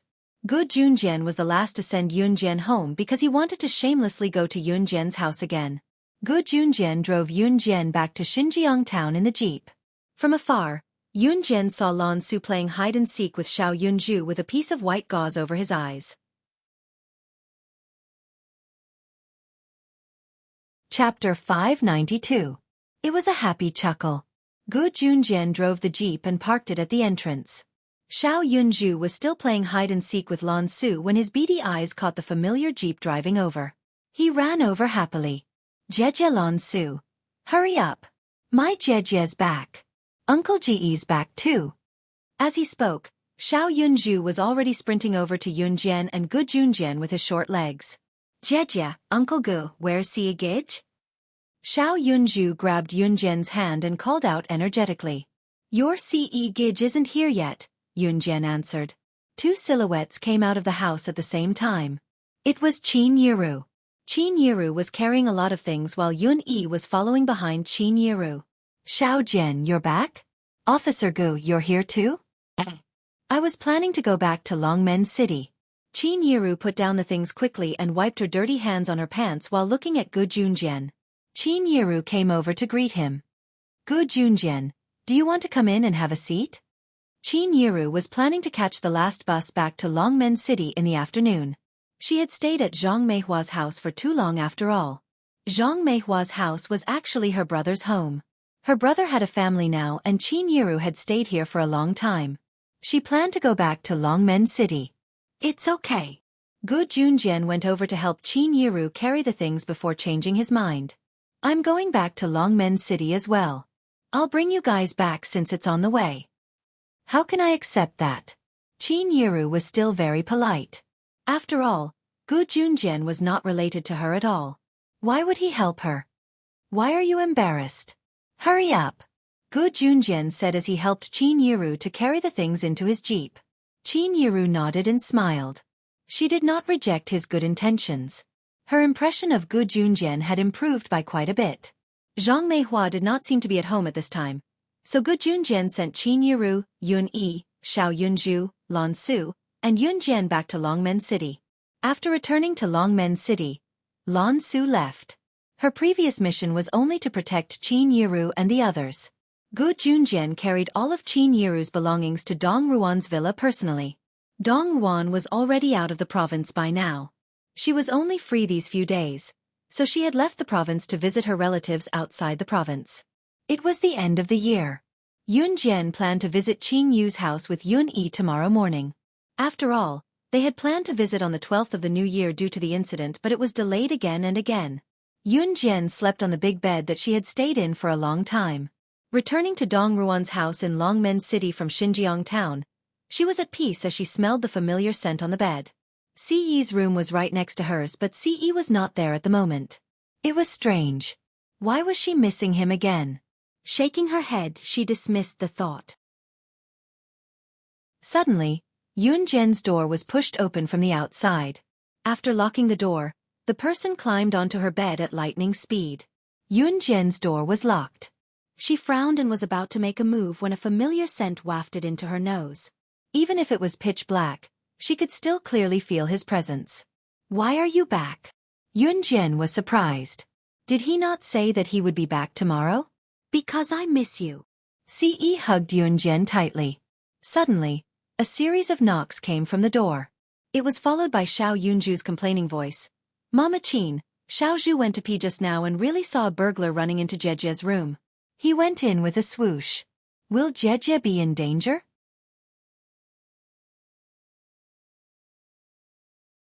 Chapter 593. The sudden noise at the door made Yunjian's eyelid twitch. Under the blanket, Ce was still hugging her close. His fresh and pleasant scent filled her nostrils, giving her a sense of contentment and refreshment. Xiao Jian. Qin Yiru, who was outside the house, turned the doorknob. She panicked when she saw that the door was locked from the inside. Especially when Xiao Yunju told her that he had seen a shadow running into his sister's room when he went to the toilet to pee. The child was innocent and would never lie, so Qin Yiru was terrified. Her villa was not in the bustling city center. What if there was a thief here? Especially when her daughter was still a virgin. Qin Yiru knew that Yunjian was skilled in martial arts and that she was training in the military with good Yunjian, so she must be quite capable. However, mothers were always worried about their children. Qin Yiru was no exception. Xiao Zhu, go back to sleep first. Mommy Qin will look for the key to unlock the door. Qin Yiru thought that something had happened when she failed to wake Yunjian up. She quickly carried Xiao Yunju back to the room and went to Dong Ruan's room to search for all the keys to the villa. Yunjian's bedroom. Hearing Qin Yiru's footsteps running out, she blushed. Qin Yiru had gone to look for the key, which meant that the door would be unlocked later even if she stayed in bed without making a sound. Get up now. Yunjian sat up and pushed Ce hard. In spite of it, Ce refused to let go of her like he was made of steel. No, he uttered slowly with his chin pressed against Yunjian's head. Ce had rushed back to an Hun group in a hurry, and had Adam sent him back to Longmen City with a helicopter in the middle of the night. A permit was required to fly a helicopter in the country, but Adam and Emo-san had already taken care of it. Once he was back in Longmen City, Ce went home to look for Yunjian. An Hun group had connections in Longmen City as well. A simple check would reveal that Yunjian and Qin Yiru had returned to Longmen City from Xinjiang town. Leave now. If my mom sees us, we won't be able to clear our names even if we jump into the Yellow River. Yunjian sat up straight while Ce pressed against her. She nudged Ce, but Ce was unmoved. Isn't that perfect? Ce arched a brow, looking devilishly charming under the moonlight. But to Yunjian's eyes was looking like he was asking for a beating. You're not leaving? Our relationship ends here then, Yunjian threatened softly with a twitch of her lips, but it was obvious that she was not serious. End here? Xiao Jian, you're mine for the rest of your life. Do you still want to escape from me? Ce hooked Yunjian onto the bed and pounced on her. Qin Yiru's footsteps came from the door. It was obvious that she had found the key to the room. Ce was pouncing on Yunjian on the bed like he was on top of her. Yunjian's eyes widened as she raised her leg to kick Ce, only to be held down by his thigh. Xiao Jian, if you move again, I'll make you mine completely right now, Ce said softly, his breathing heavier. Ce and Yunjian's movements were soft, so Qin Yiru, who was outside the door, could not hear them at all. Qin Yiru had already inserted the key into the lock in a panic. Chapter 594. Qin Yiru opened the door and walked into the house, sensing an unusual aura. She frowned suspiciously, but it was pitch black inside the house. The light from the corridor shone into the house, but it was only a small ray of light. Xiao Jian. Qin Yiru walked over with a frown to switch on the lights. The pure white light illuminated the entire house. Qin Yiru went to the bed and saw Yunjian was sleeping soundly on the bed. Other than that, there was nothing out of the ordinary. That was impossible. Was Xiao Yunju really mistaken? Qin Yiru did not wake Yunjian up. Yunjian's heavy breaths were obvious that she was fast asleep. Only someone who was exhausted during the day would breathe so heavily, so Qin Yiru did not want to wake her up. Qin Yiru stepped back quietly when she saw that Yun Jian was fast asleep. Worried that there was really a thief in the house, she searched the cupboards and other places in the house. Looks like I've been overthinking. Xiao Zhu can be mistaken too. He's still a kid after all, Qin Yiru mumbled to herself softly. She then went to the door to switch off the light switch in the house. Qin Yiru turned to look again and suddenly realized that the window beside Yun Jian's bed was still open. The curtains fluttered slightly in the chilly winter night breeze. This kid. He even forgot to close the window when he was sleeping. Qin Yiru was satisfied yet helpless. Shaking her head lightly, she stopped turning off the light switch and went to the window. Qin Yiru did not know that a pair of fair, slender, and well-defined hands were hanging on the wall outside the window. If there was someone outside the mansion and it was broad daylight, that person would be able to see Siyi's 1.85 meters tall frame hanging on the wall with one hand hanging there easily. If there was someone else, they would probably be screaming in fright. Adam and Mo Sen would probably be screaming if they saw it. How dare our young master do such a perverted thing for a woman? Qin Yiru felt that the atmosphere was a little strange. She stuck her head out of the window and peered down. When she did not see anyone, she finally closed the door and windows in relief before switching off the light switch in Yun Jian's room and locking it after closing the door. She locked it this time because Qin Yiru was afraid that if there was really a thief, the thief would enter Xiao Jian's bedroom directly from outside the house. What she did not know was that her locking of the door had increased the thief's theft. It was only when Qin Yiru closed the door that Yun Jian woke up from her pretending to be asleep. She realized that Qin Yiru had gone to close the window while Ce was hiding outside. She thought about it and got up to find a pair of slippers under the bed to go to the window. Just as she was about to open the window, she remembered that Ce had refused to leave and hugged her tightly. Just when she thought that Qin Yiru was going to find out, he had blinked out of the window. Thinking about it, Yun Jian decided not to let Ce into her room. However, considering that he would catch a cold outside, she could not help shouting out the window worriedly, "Go back to your room, quick! See you tomorrow." With that, Yun Jian crawled to her bed in the dark under the moonlight. Just as she did so, she felt the cold wind blowing in from the window behind her. A large and slender figure hugged her instantly. Familiar and alluring words came from behind her. "Xiao Jian, do you think I can't come in just because you locked the window?" Chapter 595. It was just a locked window. It was nothing to Ce. Being hugged by Ce out of the blue and pressed down on the bed, her cheeks flushed crimson. "Did we do anything just now? Get up, I'm going to sleep." Yun Jian pretended that she did not understand anything, but she was already blushing uncontrollably. She blushed like a child who had tasted the forbidden fruit. Yun Jian pushed Ce away. Ce did not make things difficult for her this time. Suppressing his desire, he turned over and held Yun Jian's hand, facing her sideways. He kept his eyes on Yun Jian. "Okay, go to sleep." Ce's gentle voice was like the spring breeze in summer, intoxicating and irresistible. This time, Yun Jian really closed her eyes. Perhaps it was because she had not been sleeping soundly recently after wiping out the Inferno ring, or perhaps it was because too many things had happened recently. Yun Jian fell into a deep slumber peacefully under Ce's gaze. While she was fast asleep, Yun Jian could still feel Ce's firm embrace. His embrace was so warm that it gave her a feeling of being enveloped in fresh air, making her feel extremely relaxed. "Xiao Jian."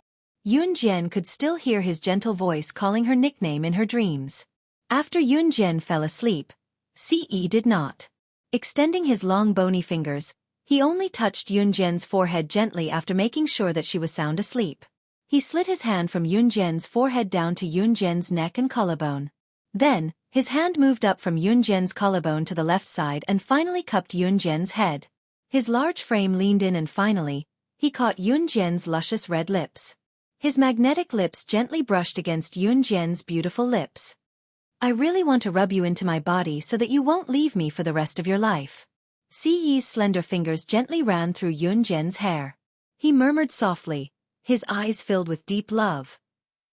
The next morning, Yun Jian woke up at 7:30 a.m. After she got up, she rubbed her forehead and stood up. Ce was no longer by her side, leaving only his faint, fresh scent on the bed. It was faint, but it smelled good. Every time he slept beside her, Yun Jian would always wake up very late. Yun Jian moved a little and then stood up. She tidied up the creases in her clothes and then stood up to open the door. Usually, Yun Jian woke up at 6 o'clock at the latest. She usually woke up at 4 o'clock, went out for a morning run around 5 o'clock, and came back around 6 o'clock. 7:30 a.m. was already very late for Yun Jian. Just as Yun Jian came downstairs, she saw a towel hanging on her brother Yun Yi's shoulder. It was obvious that he had just come back from working out. Although it was winter, Yun Yi was so hot that he was only wearing a t-shirt that exposed his muscular arms. Ever since Yun Yi practiced with Yun Jian and Zhang Xiaofeng, he had never stopped. Xiao Jian, call me when you're leaving later, Yun Yi said and went up the stairs, wiping his sweat. Yun Jian answered. Yun Yi was, of course, referring to Qin Yu's New Year visit. It was then that Xiao Yunju's voice came from the door. "Ce, Gidge. There are so many lollipops and snacks. Are they all for Xiao Zhu?"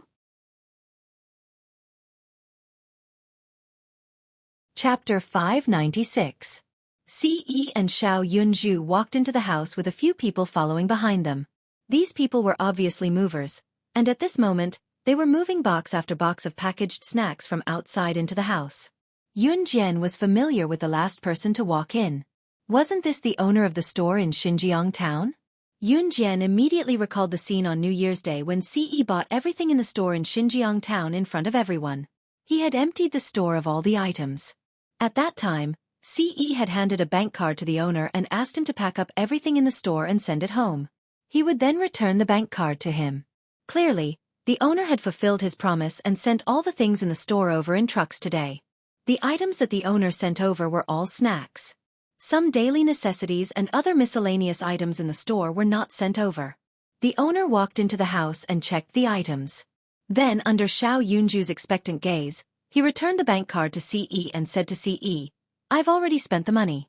I won't charge you even if you pay me 10 times the price. I only want the retail price. I, Old Wang, am upright and honest. I've always been magnanimous. I don't want more money from you. Also, I don't think you guys need the other things in the store, so I didn't pack them all up. These snacks should be enough to last you for a while."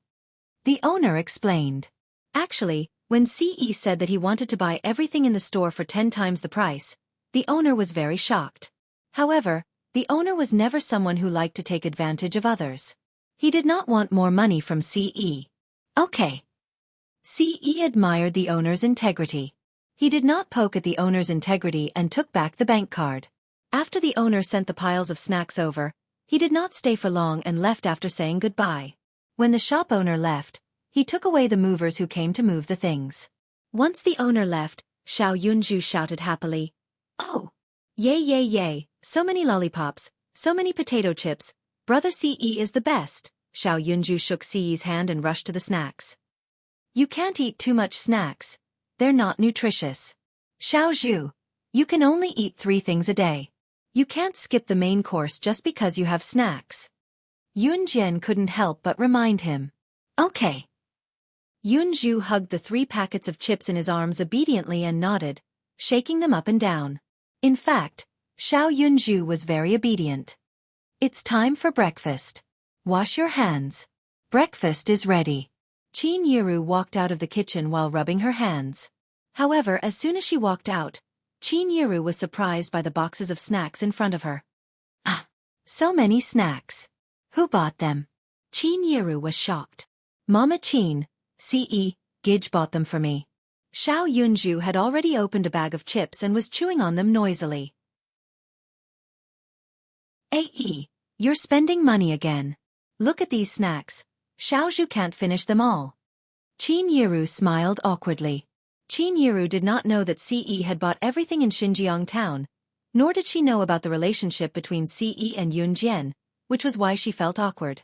After all, Xiao Yunju was part of her family and Ce had done so much for him.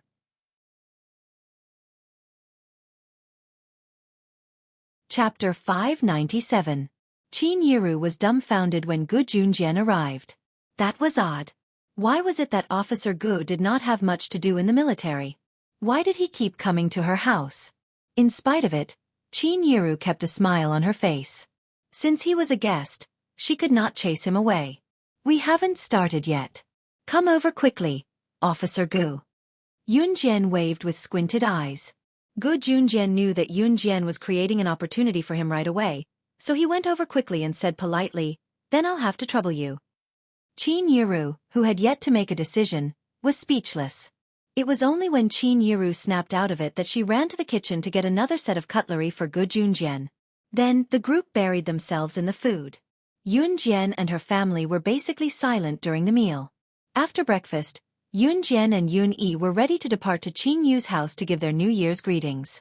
"Jejia, I want to go to Qing Yu, Jejia's house to play too," Xiao Yunju said with a grin as he rubbed his tummy playfully and burped. "Xiao Jian, if there's nothing else, it's good to bring Xiao Zhu out for a walk. Otherwise, he'll be bored staying at home all day," Qin Yiru chimed in. "Okay." Yun Jian nodded. She was going to Qing Yu's house to give her New Year's greetings as well as to have fun. Since she had nothing to do, she could bring Xiao Yunju with her and take him out for a stroll and sightsee. It was because Qing Yu's house was quite far from Longmen City. They had to cross provinces to reach it from Zhe Province's Longmen City. "Hee, Jejia's the best." Xiao Yunju glanced at Yun Jian with a grin, his face bobbing up and down in delight. "If Xiao Zhu goes, I'll go too," Ce interjected. Her words were irrefutable. Before Yun Jian could say anything, Xiao Yunju, who had been bought over by Ce, laughed and clapped. "Brother Ce is going too. That's great. Awesome." Yun Jian was speechless, but she smiled knowingly. Qin Yiru cleaned up the bowls and chopsticks, and Gu Junjian helped to clean up and carry them to the kitchen. In the end, Qin Yiru reminded Yun Jian good-naturedly, "Xiao Jian, be careful when you guys go out. There are a lot of bad guys out there. Don't get fooled. Xiao Yi, you guys are the oldest here. Take good care of Xiao Jian and Xiao Zhu." "Auntie, don't worry. I'll take good care of Xiao Jian and Xiao Zhu." Ce turned to Qin Yiru with a glimmer in his eyes. Ce paused when he said, "Xiao Jian." The meaning of "take care" was different. Qin Yiru, on the other hand, did not realize anything. "I'm relieved with A's promise." Qin Yiru smiled. By the time the bowls and chopsticks were cleared, Yun Jian and her friends had already left. Xiao Yunju even carried a small backpack, saying that they should not forget to do the homework assigned by the school teachers every day even when they were traveling. After Yun Jian and her friends left the house, Qin Yiru filled a basin with water and started mopping the floor. When she saw that Gu Junjian was still there, she suddenly remembered that Xiao Zhu had left as well. Was it not just her and Gu Junjian left under the roof? Just as she thought about it, Qin Yiru accidentally knocked the mop into the basin. With a splash, the water in the basin splashed out. "Ah!" Qin Yiru yelped in fright and slipped, stepping on the water that had spilled out of the basin, causing her to fall backward. "Watch out!" Gu Junjian dashed over from a dozen meters away.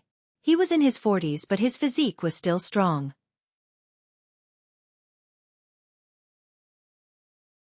Chapter 598. Ouch! Qin Yiru fell hard on the ground. She had already closed her eyes, waiting for the intense pain when her heavy body landed on the ground. But who would have thought that the moment she landed on the ground, she did not feel any pain at all. It was as if she had fallen on a meat cushion. Meat cushion? Where did this meat cushion come from?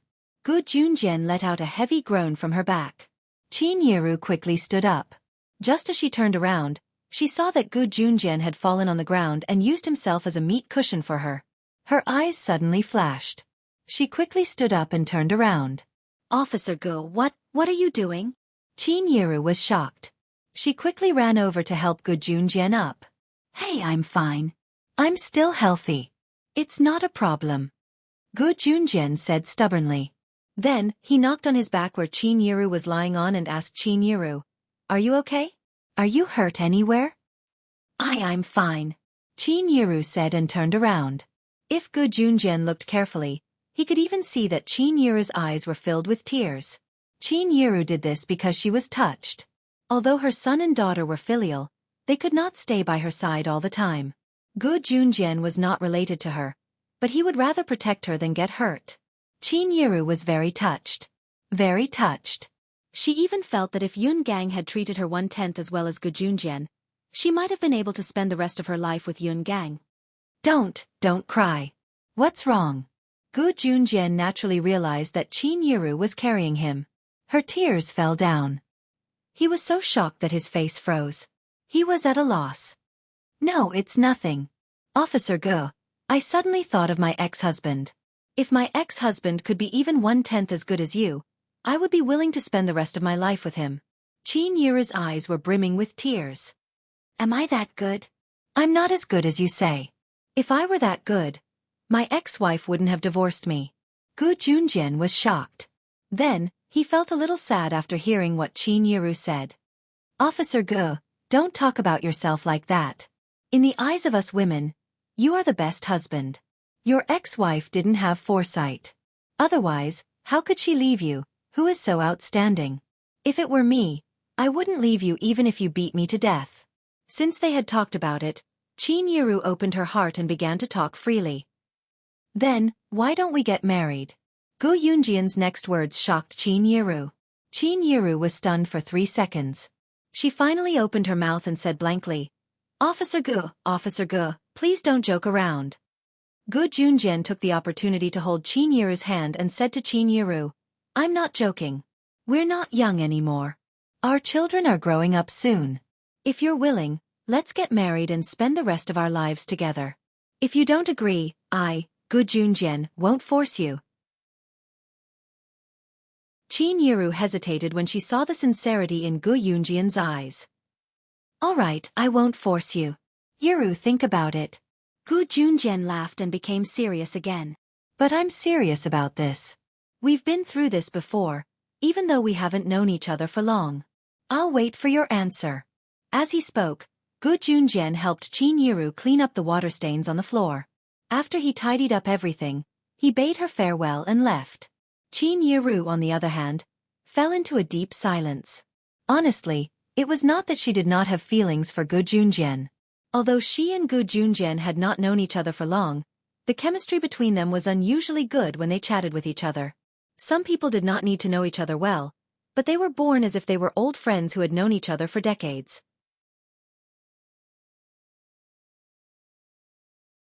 Chapter 599.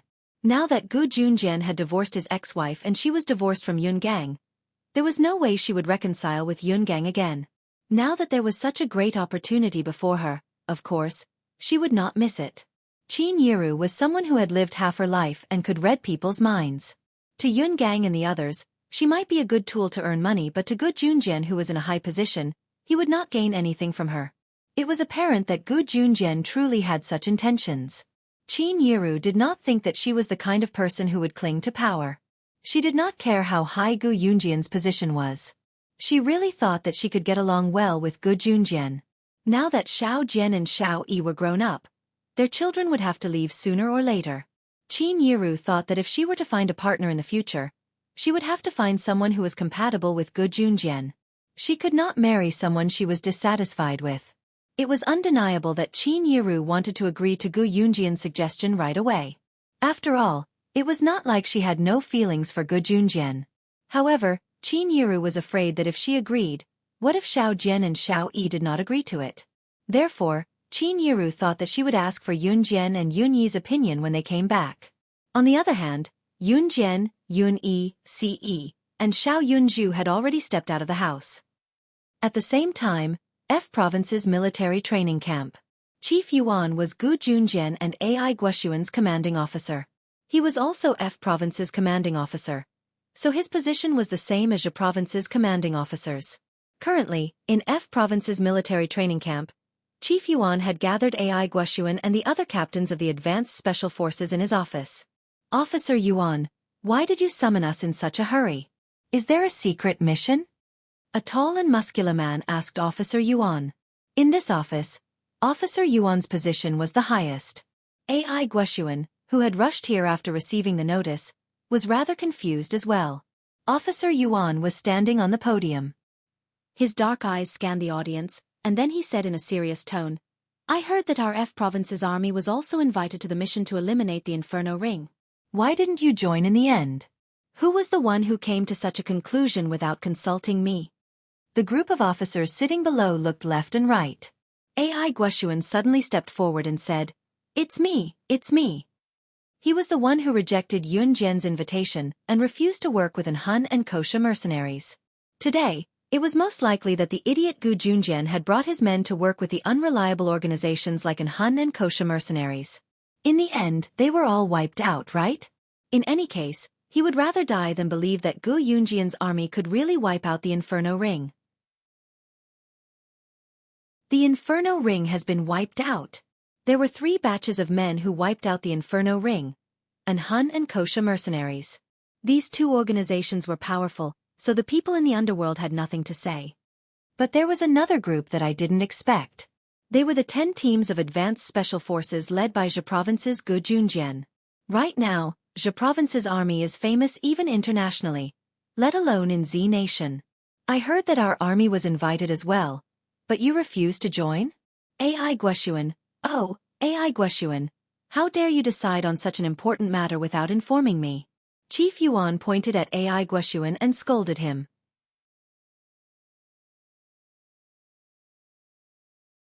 Chapter 600. How is it impossible? Chief Yuan yelled and grabbed a handful of newspapers in front of him, smashing it on AI Guoxuan's face. Take a good look. Take a good look. Who doesn't know that Inferno Ring has been annihilated? This has caused a huge uproar internationally. Chief Yuan raised his voice. With that, Gu Yunjian's military gained a great reputation. Even the key international military forces were throwing a football at Gu Yunjian's 10 ASF squads. Even if Gu Yunjian's 10 ASF squads were not that powerful, they had participated in the annihilation of Inferno Ring. With such a thing in place, his future was bound to be limitless. This was what Chief Yuan resented. AI Guoxuan had rejected Yun Jian's invitation for such an important matter. If it were not for Officer Bao who reported it to him, he would probably still be in the dark. AI Guoxuan quickly picked up the newspaper and skimmed through it.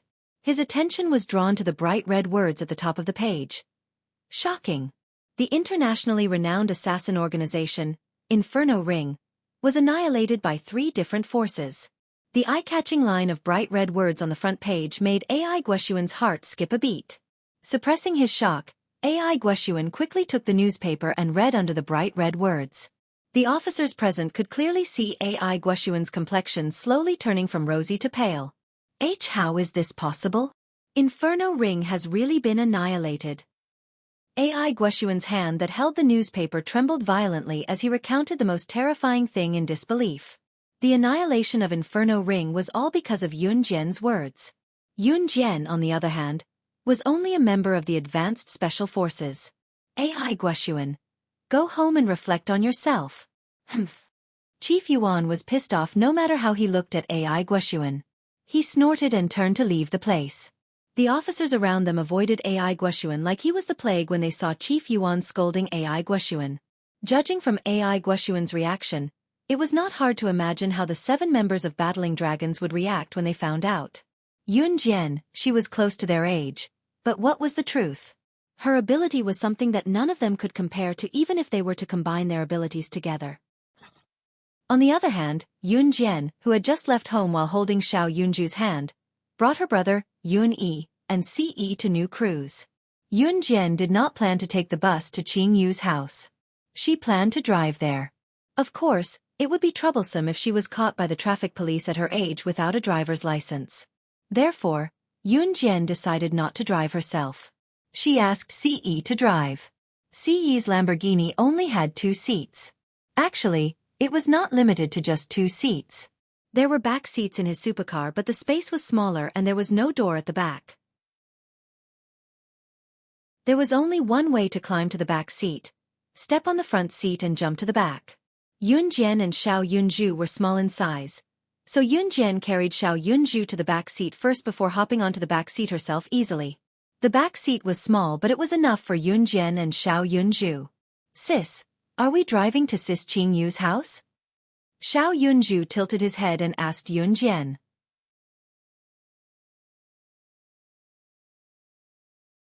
Chapter 601. Oh. Xiao Yunju bobbed his head and nodded at once. After Ce and Yun-E got into the driver's seat, Ce started the engine and the car sped off like a bolt of lightning. Yun-E was feeling a little uneasy at the moment. He could not help feeling nervous about going to Qing Yu's house and meeting her elders. Yun Jian, on the other hand, was looking forward to it. She had never been to Qing Yu's house, but she knew the address. Qing Yu's house was in Pu Province's Xian City. It was not actually in Xian City but in the countryside near the mountains in Xian City, a place called Luo Village. It was a very poor and desolate place, but it was Qing Yu's home. In her past life, Yun Jian only knew that Qing Yu came from the countryside, but she had never been to Qing Yu's house. Qing Yu was abducted from the countryside. It was said that she was abducted by human traffickers. Qing Yu was not young then and was at the age where she could remember things. Snake. Lizard took a fancy to Qing Yu's talent and taught her the art of poison. Due to her talent, Yun Jian took her in to work for her.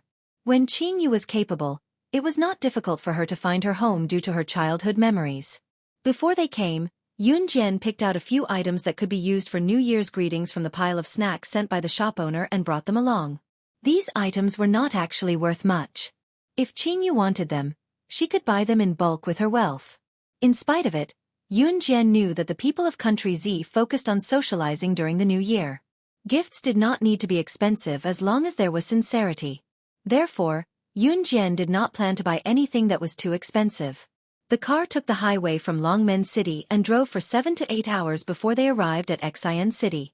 It was a long journey and it took a lot of time to travel from Xian City to Luo Village.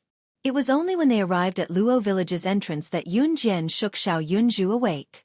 "Jie, have we arrived?" Xiao Yunju rubbed his round eyes that had just woken up and asked. "Yes." Yun Jian nodded and replied. Since she did not know how to get to Qing Yu's house, Yun Jian asked for the house number first. As for Ci's Lamborghini, it was parked at the entrance of Luo Village. Luo Village was not rich. The roads in Luo Village had not been paved yet. Not to mention cement roads, there were potholes everywhere. It was not suitable for driving at all. "I don't know where her house is." "Let's follow the house number," Yun Jian said as she picked up a box of instant noodles. In this day and age, there were only a few kinds of New Year's gifts: a box of drinks or a box of instant noodles. Rich people would give pecans, and even richer people would give torreya. Yun Jian's petite body had just picked up the box of instant noodles when a pair of fair, bony hands stopped her and directly took the box of instant noodles from Yun Jian's arms with one hand. "I'll do it." Ci's pleasant voice rang out. He then carried the box of instant noodles with one hand and grabbed Xiao Yunju, who had just woken up, with the other, heading to Luo Village without a word. Yun Jian smirked. Seeing that her brother Yun-E was also heading to Luo Village with a box of Wangzai milk, she quickly followed. Yun Jian did not know the exact location of Qing Yu's house. She only found it after asking a few passers-by. It was already 5 o'clock. The sun was setting in the west and dusk was approaching. When they found Qing Yu's house, she was squatting in front of a rundown house, sitting on a stool by the door and washing clothes with her delicate hands. She knew how to enjoy life. She was rich, but she came to a place like this to work hard. Yun Jian narrowed her eyes. She stood between two tall silhouettes and was about to lead Yun-E and Ce there. A group of young boys and girls suddenly walked out of Qing Yu's house. In the middle of the group stood a young girl who looked 90% similar to Qing Yu.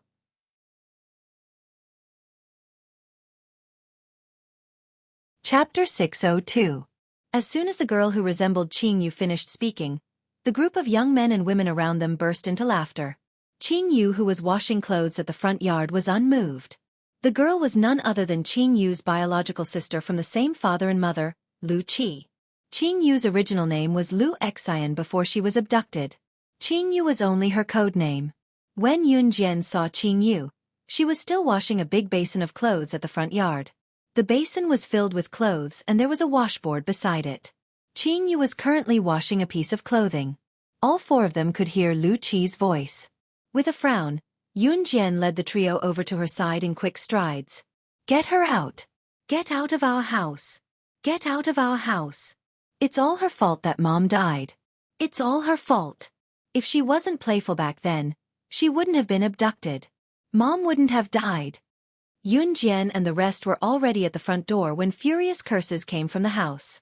Then, A young man of about 18 or 19 ran out of the house.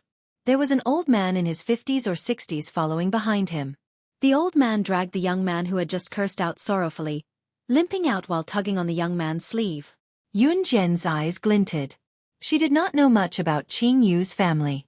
Qing Yu had only found her home in the recent 2 years. After she found her home, Qing Yu would return home during every festival, but she would return to the kosha mercenaries soon. Yun Jian did not know much about her, and it was her first time at Qing Yu's house, so she was surprised to see this. "Dad, your leg hasn't recovered yet. How can you walk?" Qing Yu saw the old man tugging on the young man's sleeve as he ran out. She stood up and went to the old man without a word. The old man was none other than Qing Yu's biological father, Lu Tai. He was an authentic farmer. Luo village had no other source of income. Most of the villagers here relied on nature for a living. They would farm and plow the land. After the harvest, they would sell it for money. "Scram, I don't need your hypocrisy." The young man suddenly pushed Qing Yu away and scolded her. Qing Yu was pushed hard. She was used to her steady gait and did not fall to the ground, but her heart felt like it was being pricked by needles. "My Xueqi." Qing Yu's biological father, Lu Tai, wiped away his tears and walked to Qing Yu. "Brother, I'll call uncle over to judge. This kind of person still dares to stay in our house." "Humph." Lu Qi spat at Qing Yu and said to the young man. Then, she gathered her friends and ran out to look for them. The young man who had cursed earlier was Qing Yu's biological brother, Lu Ziyun. Qing Yu had 3 children. Lu Ziyun was the elder brother, Lu Qi was the elder sister, and Lu Xian was Qing Yu's real name. Lu Tai was Qing Yu's biological father, while Qing Yu's biological mother was no longer alive. Qing Yu was disobedient when she was young. She insisted on going out to play because she was about 7 to 9 years old then. She wanted to play hide-and-seek with her mother but was abducted. Qing Yu's mother saw Qing Yu being abducted into a van. By the time she chased after them, the van had already driven away. Since then, Qing Yu's mother had lost her appetite for food and became haggard. As a mother, Qing Yu's mother and Lu Tai had never given up on searching for their lost daughter.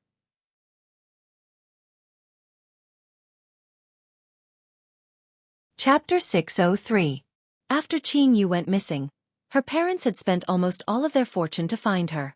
They were poor, but Lu Tai and his wife, who was Qing Yu's mother, had never given up on searching for their missing daughter. Those who had not experienced it would never be able to understand. Seeing a living person disappear forever in his own world, knowing that she was still alive, but there was no one to respond to his cries. The feeling was even worse than knowing that she was dead.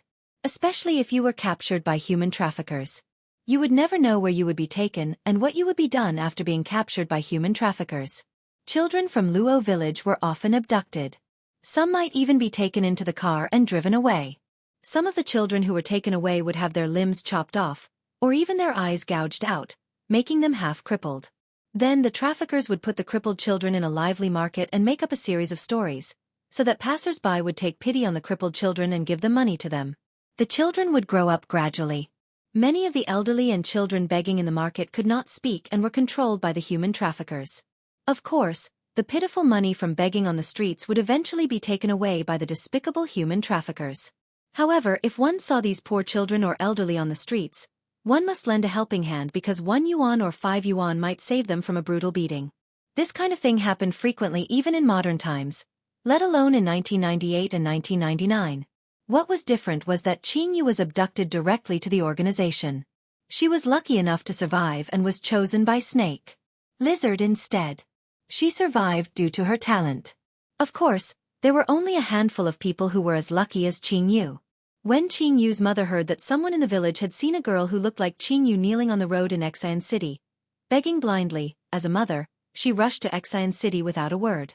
She did not even inform Qing Yu's father, Lu Tai, about it. It was still night then. The sky was dark and it was raining. When she reached Xian City, Qing Yu's mother accidentally stepped on a construction site of a sewer in her haste. The construction workers probably thought that no one would walk around at night, so they did not even put up a warning sign. In the end, Qing Yu's mother lost her footing and fell because she was in a hurry. By the time he was fished up again, he was already cold. Lu Ziyun and Lu Qi hated their little sister to the core. She had lost her mother at such a young age, and had died just like that. It was not long before Qingyu came back in one piece. How could he not be angry? How could he not hate him? Scram! Get lost! Get lost! Get lost! Now that our family is living well, why did you come back? How could she have the face to come back? Wasn't it enough that he killed his mother? Do you want to kill my dad too? Lu Xian, get lost. You don't deserve to be surnamed Lu. Lu Ziyun's emotions were raging as he pointed at Qingyu and scolded. Unlike Lu Qi, Lu Ziyun's relationship with his mother was the deepest. Lu Ziyun scolded Qingyu because his mother's death was indirectly related to Qingyu. Lu Qi hated Qingyu as well, but the main reason she hated her was because she was afraid that Qingyu would come back and steal her brother and father's love from her. The more Lu Ziyun spoke, the more resentful he felt. His face was flushed and he reached out to slap Qingyu. Qingyu did not resist. If one looked closely, her eyes were already wet. You're tuning in to the Xueqi's Martial Arts Saga YouTube channel. Don't forget to subscribe and join us on this journey to catch the most captivating stories.